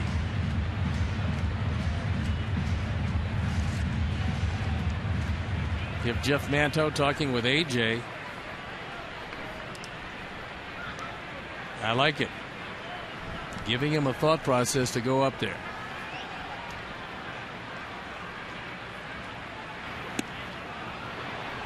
Well, when you get to the big leagues, the majority of the time, and when I say majority, I'm talking about 98, maybe 99% of the time, it's not mechanics that's going to get you, it's approach. You got to have an approach, and a bad idea is better than no idea at all. You can work off a bad idea. If you got no idea when you go up there at all, you can't work off that. And that's ball 4. Done on 3 times in a row. Herrera loosening up in the bullpen. That's a guy that throws in the upper 90s and has touched 100 miles an hour. And look what happened to Paul last time up with men on second and third, 2 out. He got robbed of 2 runs batted in, shattered the bat, and Gordon out of nowhere takes one off the grass and robs Paulie of RBIs number 19 and number 20.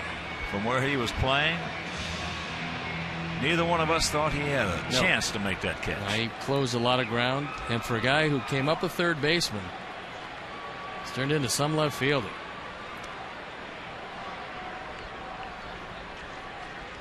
Saved 2 runs.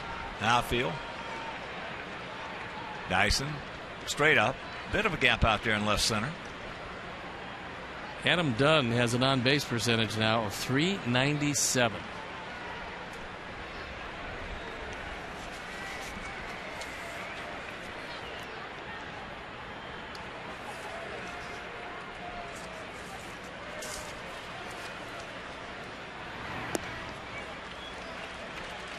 Here's our AT&T UVerse multi-view.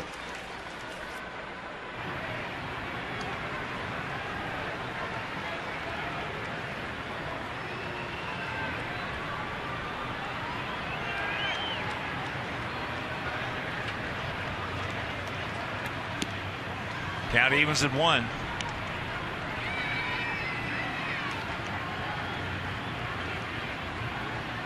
Dunn also leads the American League in walks. And Adams on pace to hit 51 homers coming into tonight. He's even higher now with 127 RBIs.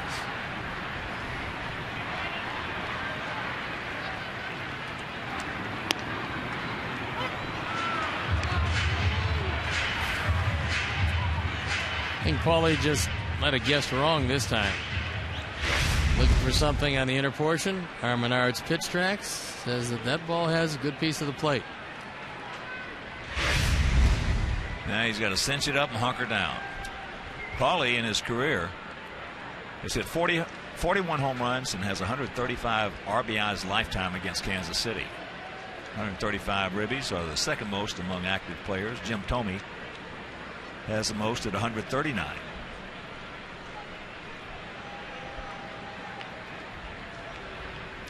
Now once again another meeting.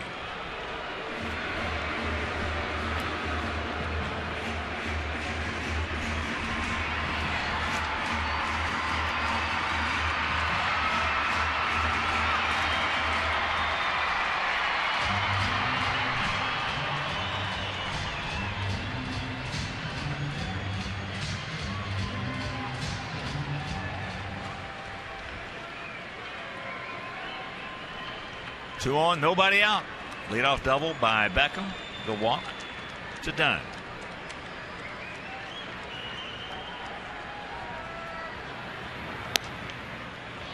Good eye. Well, he tried to throw it exactly where he threw the pitch before, only this time a little bit further out.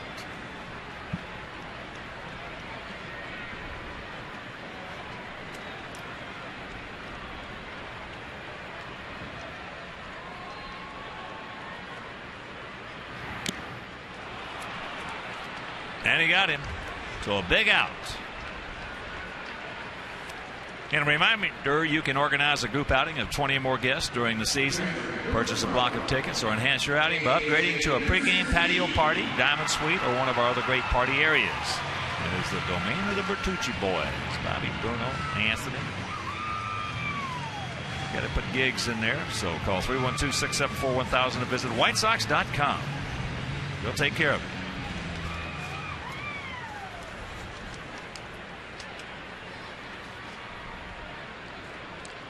Here's AJ.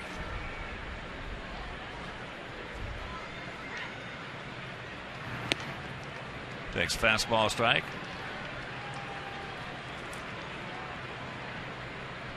AJ since 2009 hitting .386, 7 home runs, 25 RBIs over 49 games against the Royals.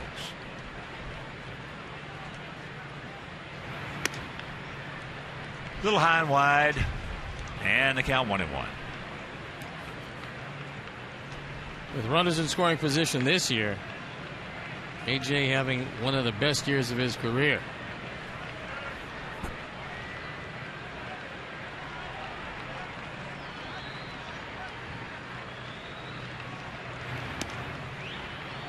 That 1-1 pitch was a big one, and the advantage goes to AJ.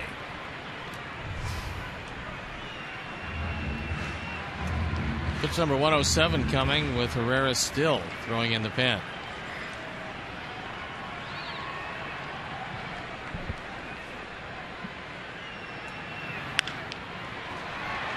Hosmer up with it. They're going to go to second for the force on Adam. So now runners at the corners, 2 out, and that'll bring up Alex.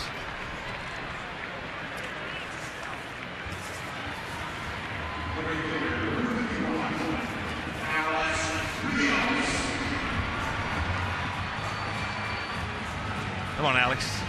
Alex 0 for 2, a couple of strikeouts.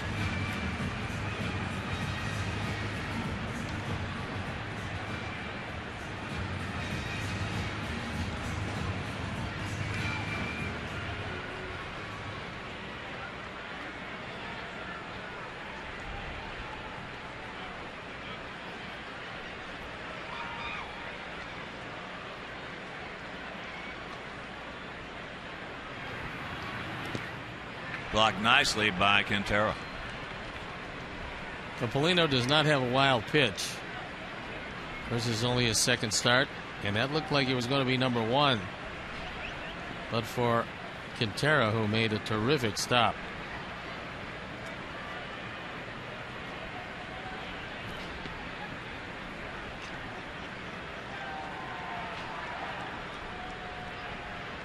Short lead by AJ. And now he's got the catbird seat, 2-0.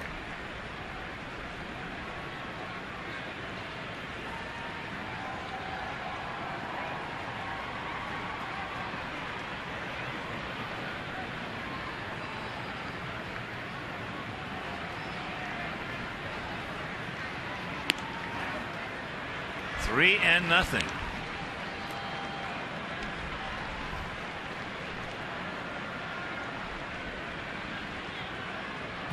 Alexei on deck.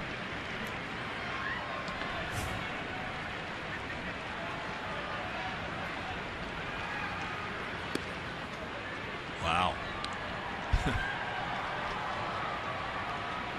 Get me over breaking ball on 3-0. Well, that shows you that he doesn't mind putting him on, taking his chances with Ramirez. That one was up. Alex just fouled it back. So a full count. Hosmer now says he will play behind AJ.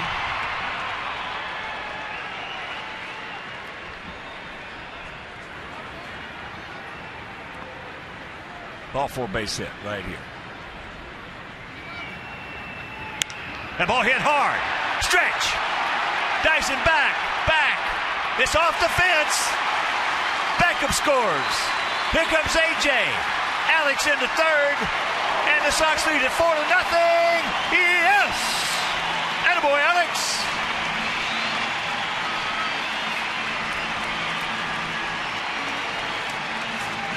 A tiring Paulino. Leaving one out away from Alex. That ball thigh high Most likely going to be the last pitch he delivers. And Alex Rios, as he did in Cleveland, triples to right center field. This is his third triple of the year. So Paulino will depart, and we'll be back.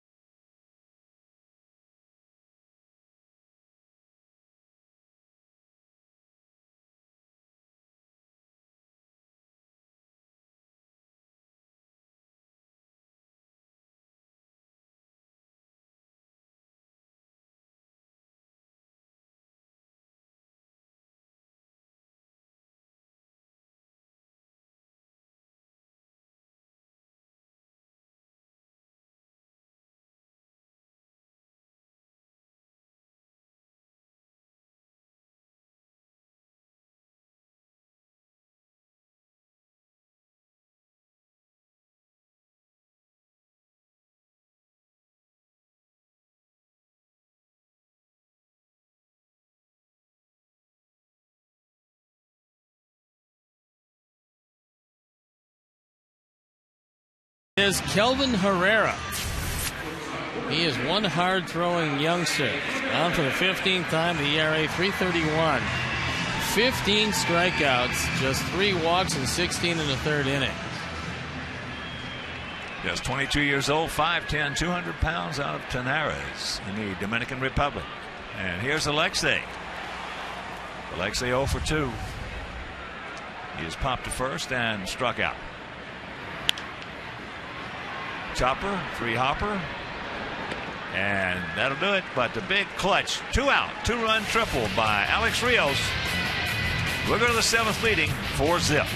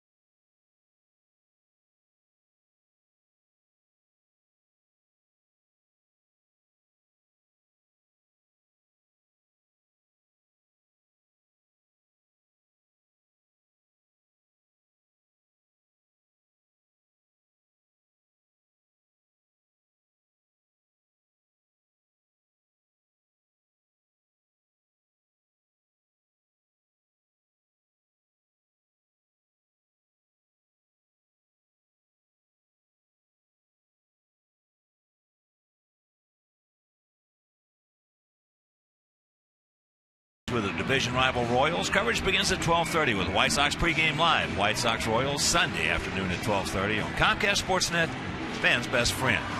Kevin Floyd rolling right along, and I'd like to extend birthday greetings to Larry. My faithful hound turns 10 today. Big Sox fan. He's a big fan of whoever feeds him.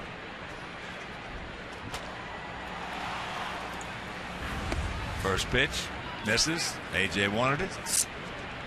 Didn't get it. Vancouver has gone out to right and struck out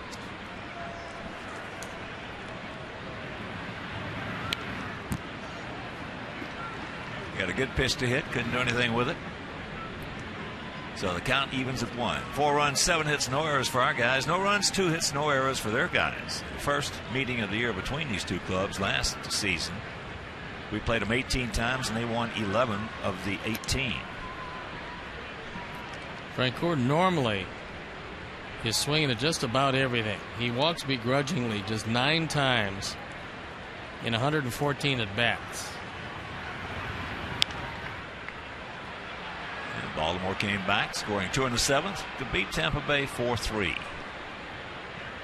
Big up the Orioles. Jim Johnson with 10 saves for the O's. Well, Buck's got those guys believing they can win. As that's popped up. And that's out number 1. The last 3 starts, despite having a losing record, Gavin Floyd has been unbelievably tough. Well, with the way Jake's been pitching, Gavin's been under the radar. And he's just pitching his big behind off. Yep. And this was a team that always gave him difficulties. Moustakas. We got a man there. 2 down. And a reminder, our Sox and Cubs, well, that rivalry continues this season, always, as the winner of the series takes home the BP Crosstown Cup. White Sox Cubs at U.S. Cellular, June 18th, 19th, and 20th.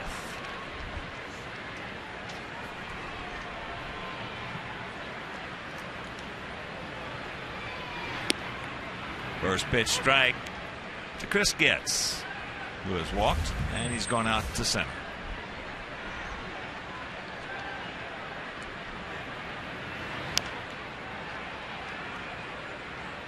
That one right off his foot.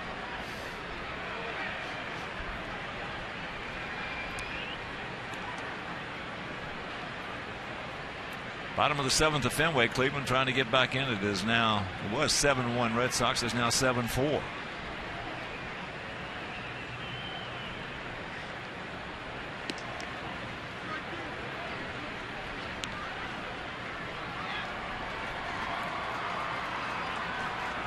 Andy Fletcher has been rock solid behind that plate tonight. Nobody looking back and complaining. He's been rock solid. And that's going to be a nice, easy 1-2-3 for Gavin. 7th inning stretch, he leads it 4-0.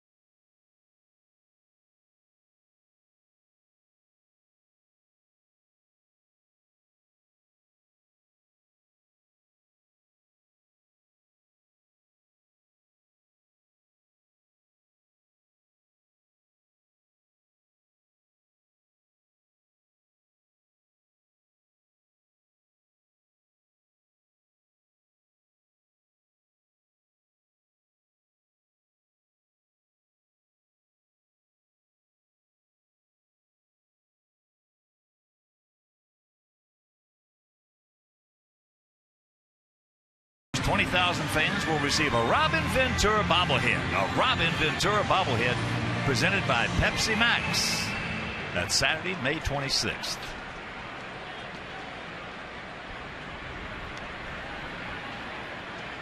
Viciedo will lead it off. Perez's first pitch misses. Tank. 1 for 2. He was robbed of a base hit on a brilliant play by Escobar at short. Then he singled. Fouls that one back, and the count evens.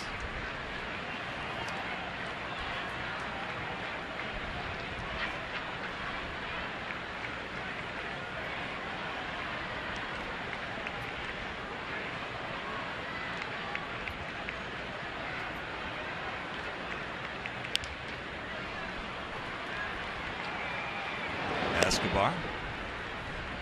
1 out. It's very rare that a guy that throws in the upper 90s will have the kind of changeup that Herrera has. But it's really a good one.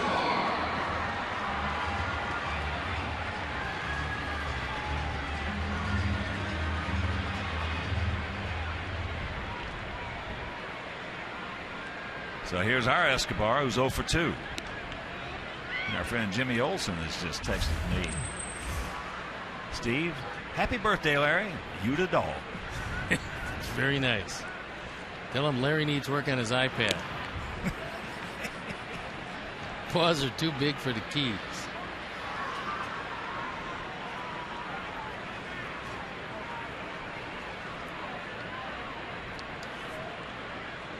One pitch.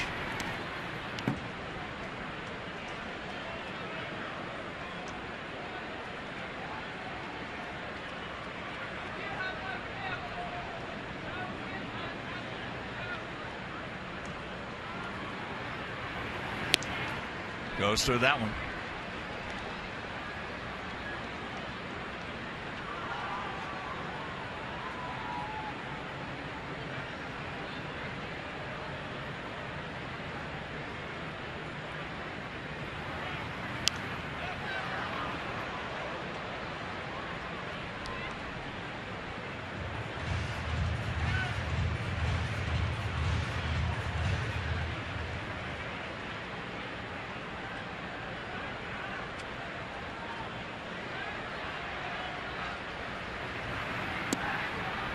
Good check. So a full count.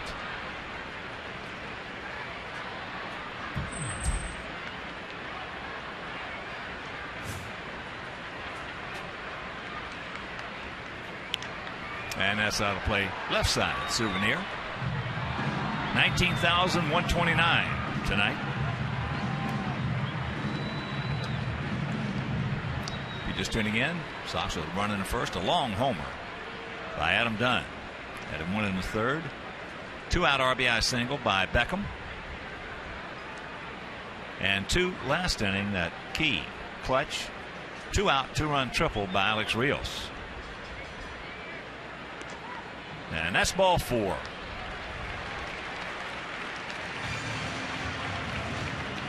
So good speed aboard. And that'll bring up Piazza.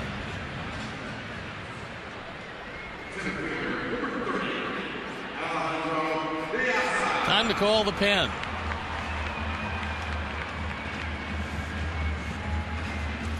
And that's going to send that pen springing to action.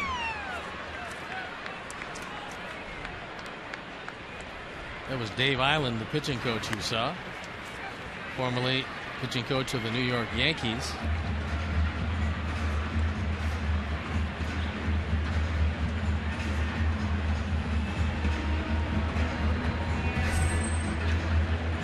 Little lefty. Collins loosening up. Island has given him a new motion, and this year he's got most everything over the plate. That was his big problem. He's got really good stuff, just couldn't command it.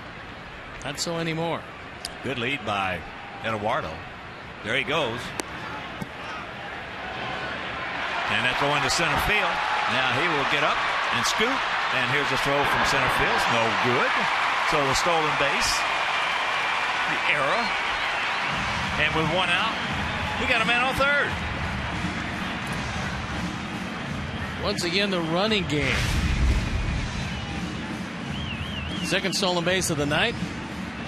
Quintero throws his ball by Escobar. Can't get to it as it slides by him.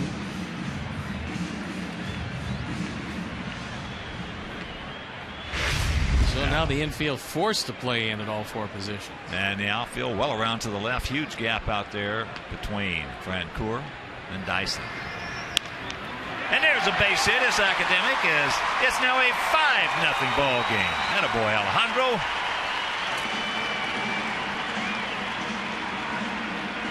RBI number 12.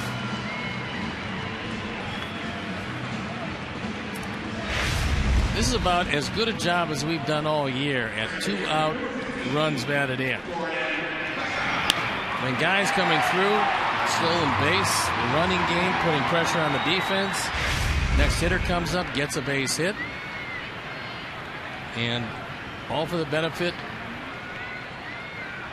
of Gavin Floyd, who's been brilliant. And here's Gordon. He's 2 for 3. All right, 2-out RBI single and then a double leading off last inning.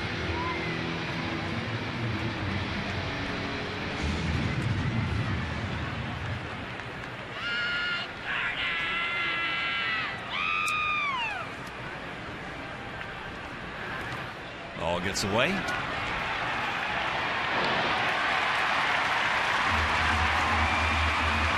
Good thing that Alejandro was able to hook the bag because he went in awfully hard. Gets as he should. Kept that tag on him in case he popped off the bag. Quintero does a nice job of getting to it, making it close at second anyway. And when you go in that hard, you have a tendency to go over the bag. Well, it's a good way to jam your ankle. Don't want to slide near that late. Now pick him up, Gordon. 1-2 to Beckham.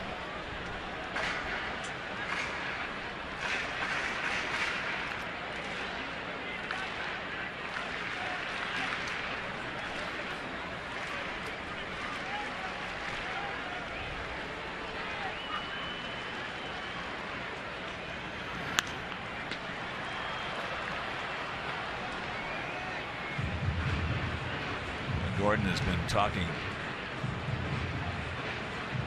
a lot to Konerko. Couldn't think of too many better guys to talk to about hitting and the philosophy of hitting. Well, Paulie's got a PhD in hitting.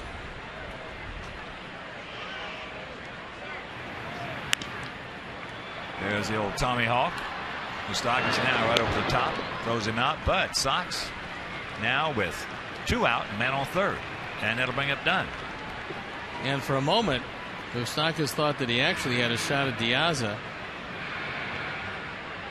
So Ned Yost now wants Collins. He'll take down Herrera and bring in the lefty to face Adam Dunn. So as Collins comes in, we'll step out and we'll be back after these messages.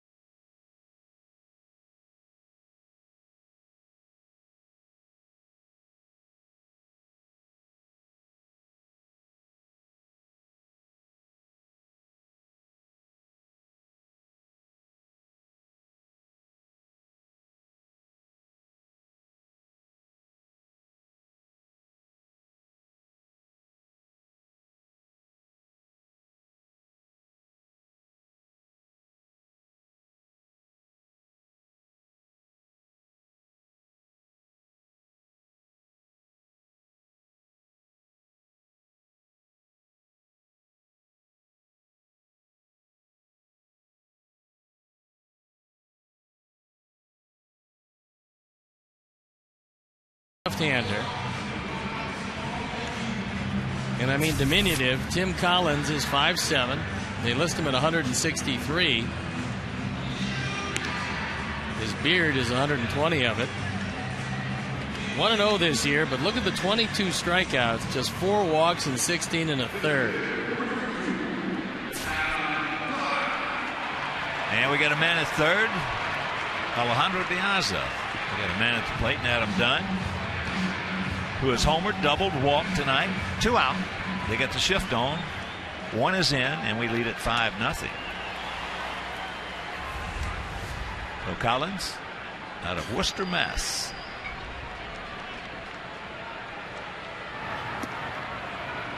Takes ball 1.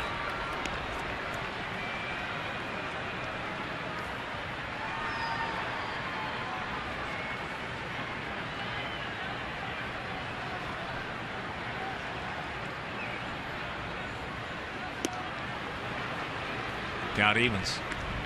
Good changeup. They got Collins from the Atlanta Braves.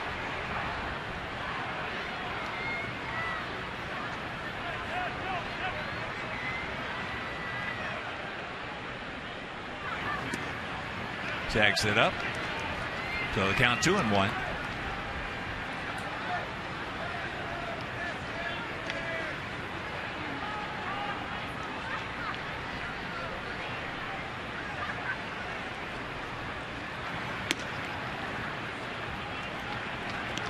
Three and one with Paulie on deck.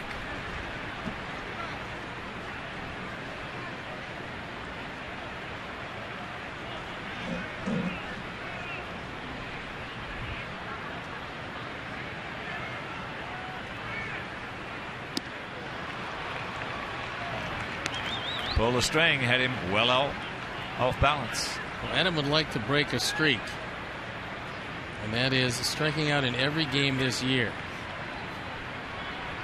But that last changeup was a dandy, and hopefully you won't see another one. And there's ball 4. He may have just broken that streak.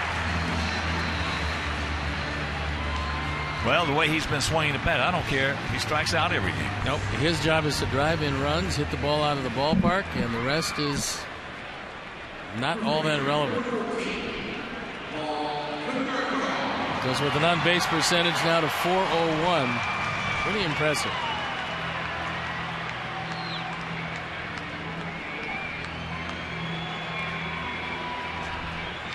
So here's Paulie. Paulie's due. He's 0 for 3.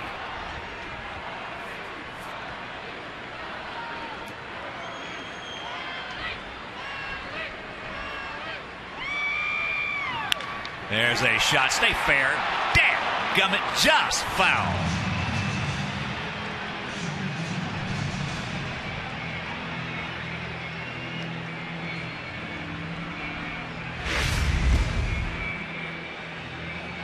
This ball hooking. Sam Holbrook on the call. And he'll have another one.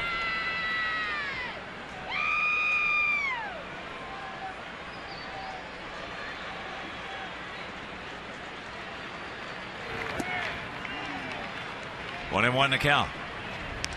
AJ on deck. Some other scores. Bottom of the ninth in Cincinnati. 7-3 Washington. The Nasty Nats trying to pick up their 20th victory.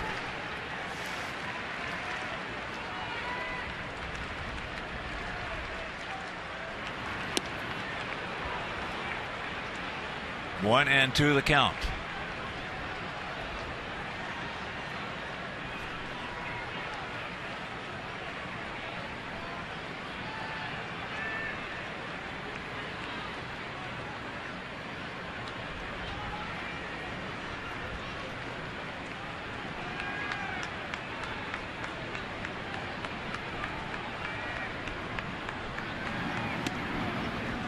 Two and two. Bottom of the first in Oakland. Tigers and the A's are tied at 1.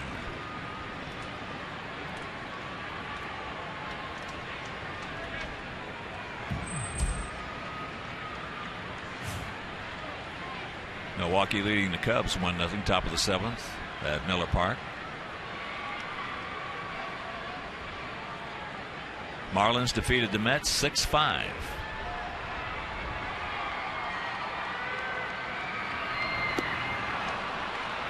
As he gets in him, and that'll retire the side, but we pick up one. We'll go to the 8th leading 5-0.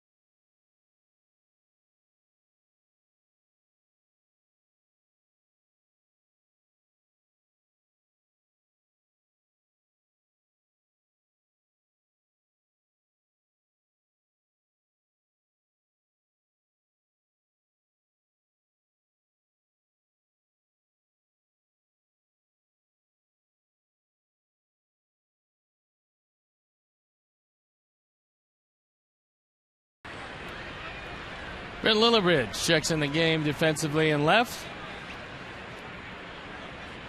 And this has been all Gavin Floyd.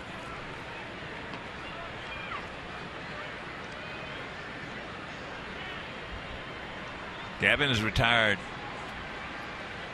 16 out of the last 17 he has faced. Here's Escobar. Takes first pitch strike. He's given up the 2 hits. He's only been in trouble 1 inning. That was back in the 2nd when he walked Hosmer to lead it off. Francoeur flied to right. A single by Moustakas. Then a walk to Getz, loaded him up with 1 out, and then he got Escobar and a little comebacker to him. He went out 1-2. And he got Quintero on a comebacker to him. He went out 1-3. And there's a solid base hit up the middle. So the leadoff man aboard.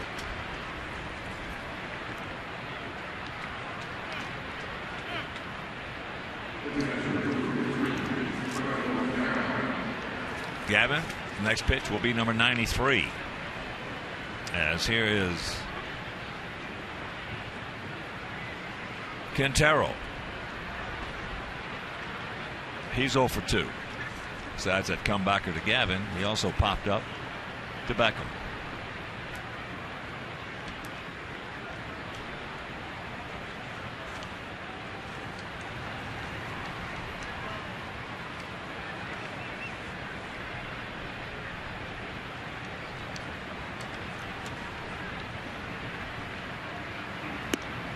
First pitch strike.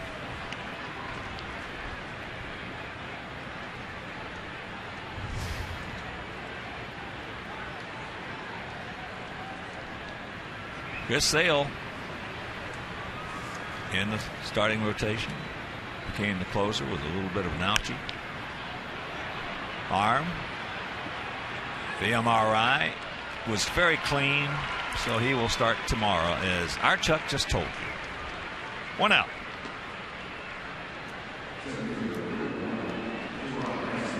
Well, I know Chris is very happy about that. He's ecstatic about that. But the thing about it is that Chris was willing to do anything that they thought was right for the ball club. and ready to go out there and pitch. And the MRI was as much for his state of mind as anything else, because knowing that it's normal soreness makes it a little easier to go out there. He loves the fact that he's back in the rotation. Well, he's a terrific young man. I want to know the count to Jared Dyson, who is 1 for 3.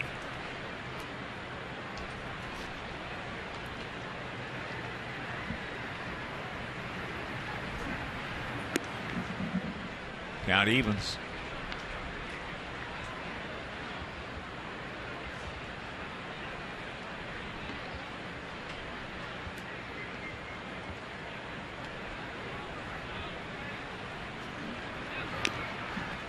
Fouls it back. And a reminder, you can follow our Sox with the MLB.com @Bat12 app for your iPhone, iPad, Android, and Windows Mobile. Get live audio, pitch tracking, video highlights, and more. Text @Bat to 31826 or visit WhiteSox.com for details.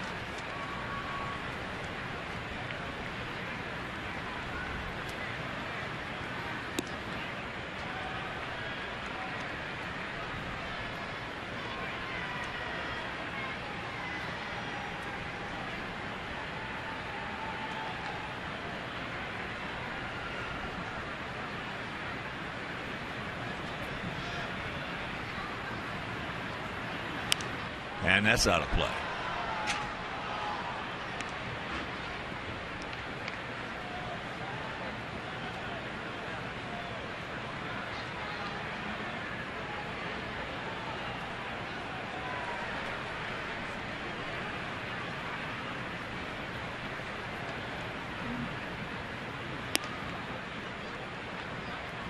And a full count, and that was pitch number 100.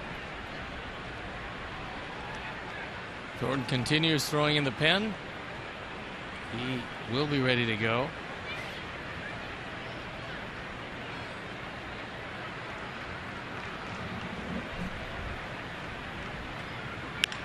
Ball hit hard. So with 1 out, they have 2 on.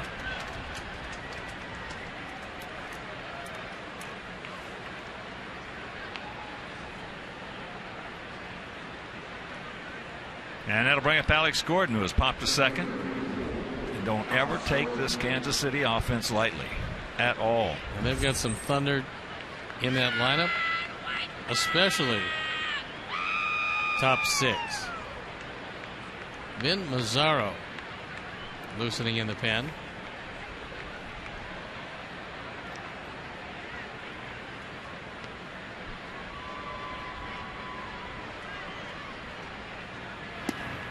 First pitch strike, breaking ball.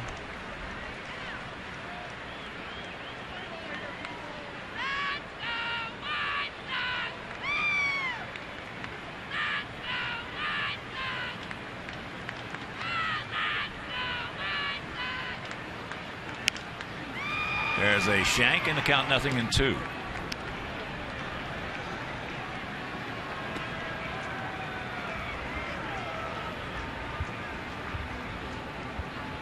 Baltimore 4-3 victory over Tampa Bay. Nick Johnson hit a 2-run homer in the bottom of the 7th. Nick, who was 0 for 28 in April.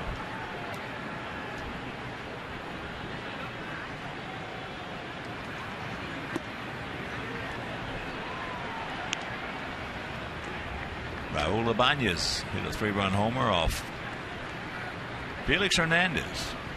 He'll bring the Yankees to that 6-2 victory over Seattle. Every time they write the epitaph of the career of Ibanez, he still keeps on hitting. He became a Sox killer. He really was a thorn in our behind. I was not unhappy to see him go to Philadelphia when he did. We were not unhappy to see Cabrera go to San Francisco. That's just a rope hook.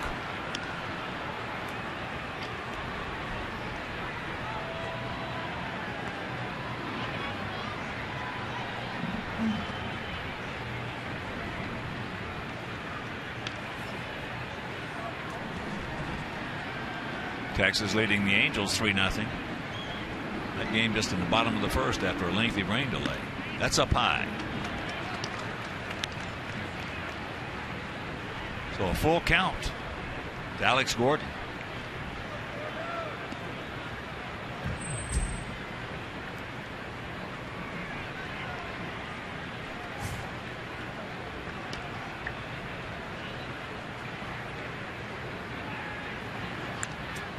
Just got a piece of it.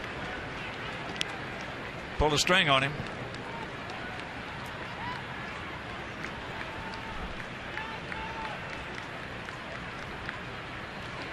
Outfield for the most part straight up.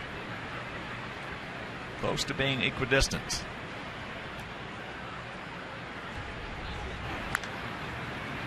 Out in front of that one, chops it foul.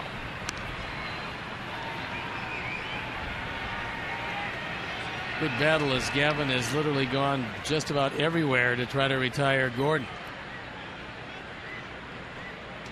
Could be at the 110 pitch mark. But he might be losing a little.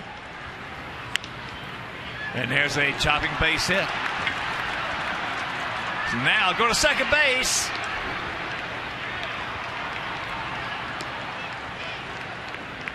Boy, Dyson rounded. He thought that they were going to try to score. I think Escobar probably scores easily. Yeah, he does. I don't know why he held up, but our BMO Harris Bank pitch tracks shows you that Gavin threw him everywhere, up, down, in, out. At the end of the day, he finds himself with the bases loaded. Don Cooper would love to see him get by Butler. And he's telling him this is the last man you're going to face one way or the other. So whatever you got in the tank, let's see it here. Butler has struck out, gone out to right, and bounced back to Gavin. Got Thornton ready for Hosmer.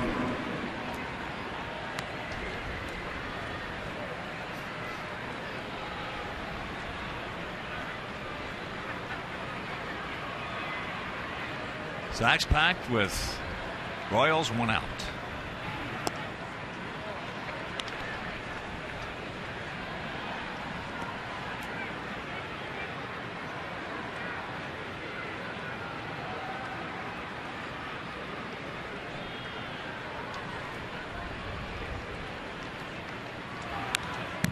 Big rip.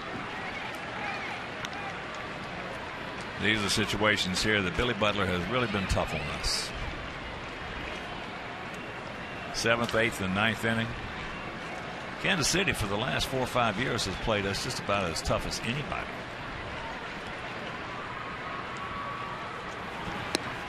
And he's got a 2-1 count.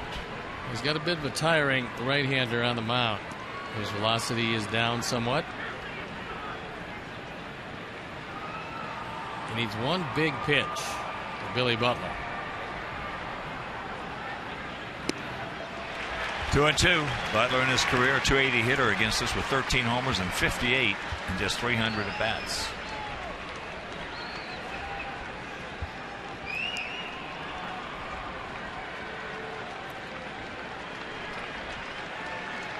Don't want to go full. Take him right here, Gavin. 2-2. And it's full.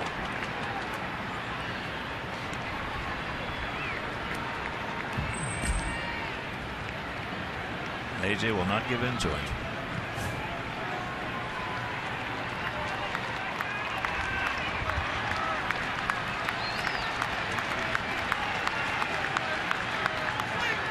He gone. Had him off balance out in front. 2 down. Well, we told you that'd be the last man, one way or the other. He threw a slider. He swung at ball 4. And a big pitch by Gavin, who will give way to Matt Thornton. And AJ, in situations like that, his starters know that he will absolutely call anything at any time. So Gavin, once again, terrific departs, and we'll be back.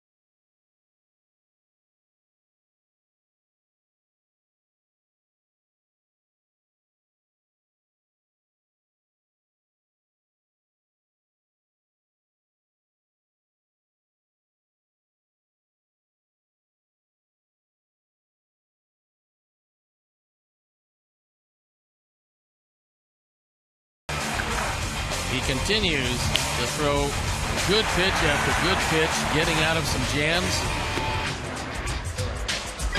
Wound up 7 2/3 innings, 5 hits, a couple of walks, 5 strikeouts, none bigger than that one to Butler.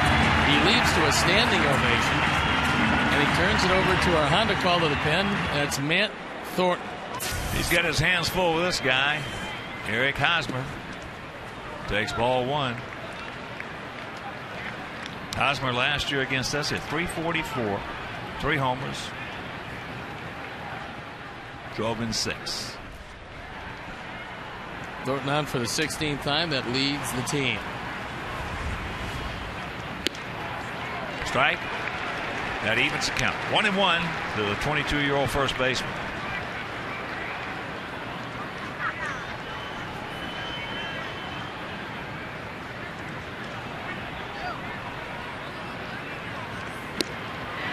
Big hack, and the count 1-2.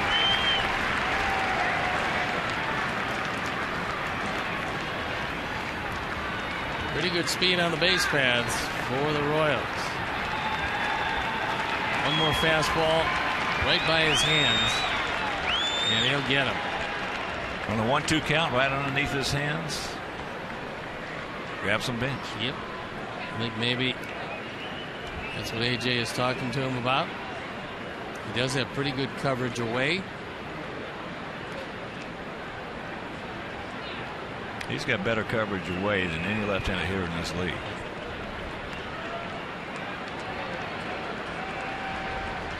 Two out. Sox packed, and the 1-2 pitch. He gone. And that'll do it. We're going to the bottom of the 8th inning, leading by 5.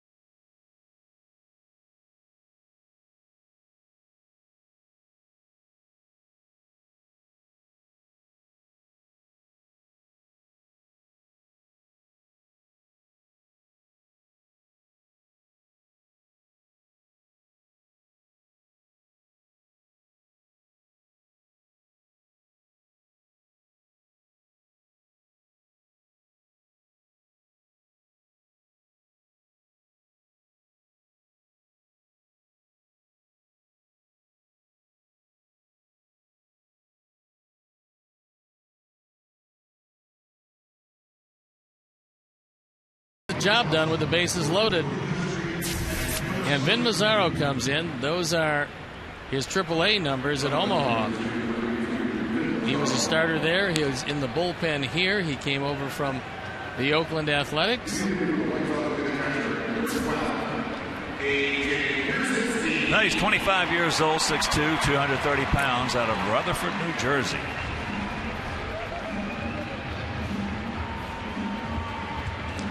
He's born in Hackensack. So a 5-0 Sox lead here in the bottom of the 8th. 5-8-0 for our guys, 0-5-1 for their guys.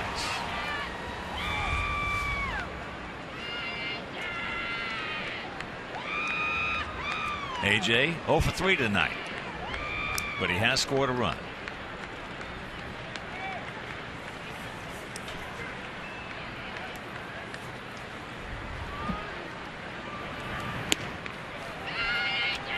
That one at 94.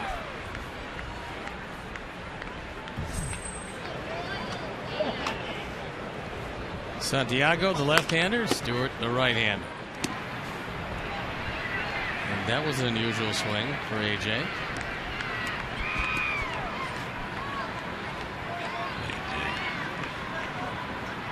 He's just shaking his head, wondering why I swung at that.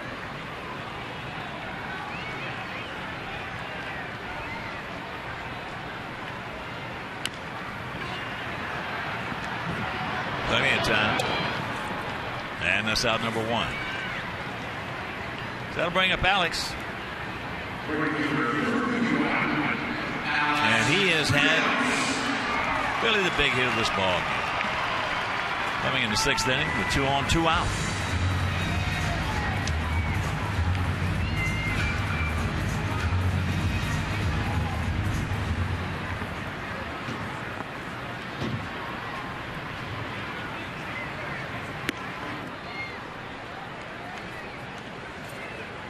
He and Adam Dunn have done some job this year, as they both got a good chance of battling for comeback player of the year.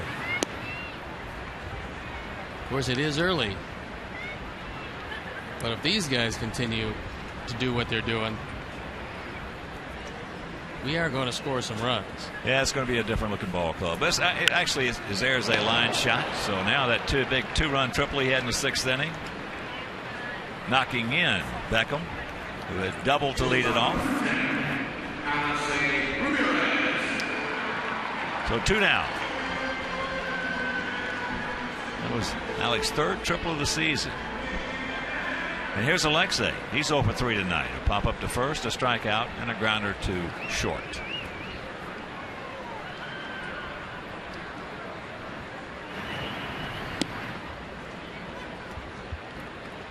First pitch strike from Mazzaro.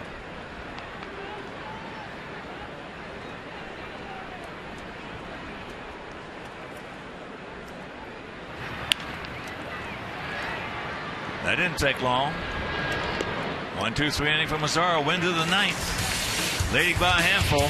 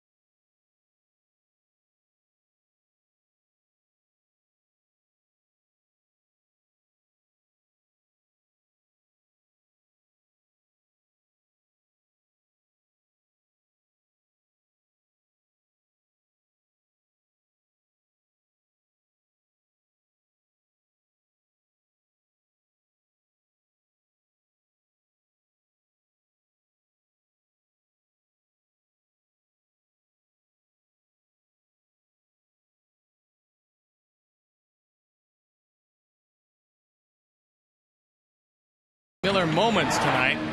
In the first inning, Adam Dunn hits his 11th. That started out the scoring. And then Alex Rios with a 2-run triple coming in the 6th inning. And that helped put it away. So our Miller moments, both Dunn and Rios. Hector Santiago comes into the game. On for the 12th time, 1-1 ERA, 5 3/4, and 3 outs to get.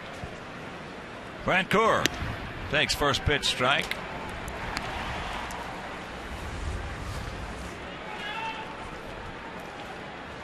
Jeff is 0 for 3 tonight.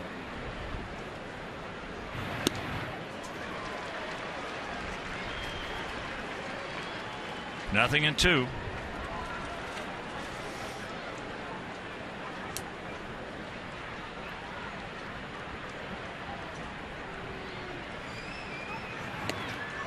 He gone. 1 down. Santiago throws a fastball, 94 right by him on the inner portion of the plate. Coor was a little tardy on that one.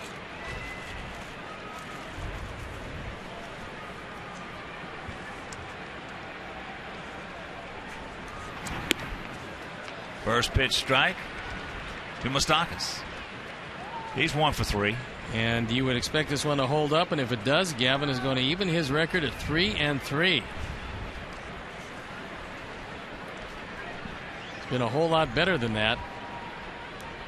But the last 4 outings, he's been as good as just about anybody. 0-2 the count.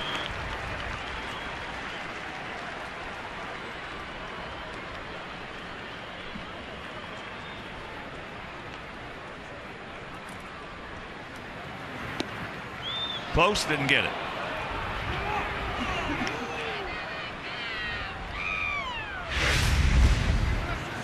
Gavin now with a 2.53 ERA. That ball just off the corner. Hector. Nice pick by Paulie. Yes. Pickett Wilson. 2 down. Good play on both ends. Santiago got to the ball quickly, but threw it well wide of the bag, and Paulie able to grab it at first on the long hop and still keep his foot on the bag. What a play. Wow. Great effort as he has to shift feet. Crossing into foul territory. That's just like picking a bowl full of cherries for Paulie. It's a pretty good play. It's a beautiful play, and he made it look just beautiful, too. So here's Giovatello.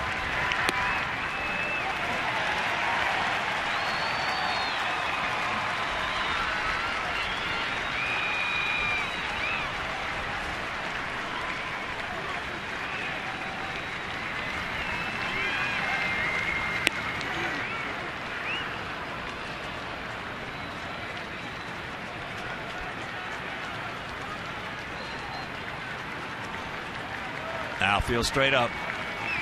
5-8-0 for us. 0-5-1 for the Royals.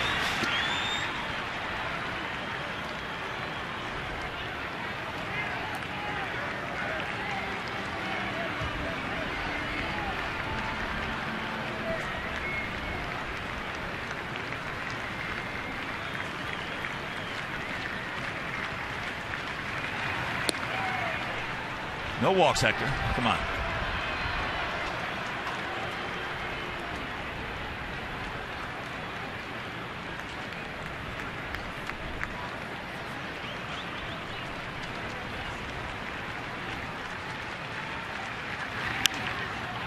And when this ball comes down, this ball game will be over. So Gavin Floyd,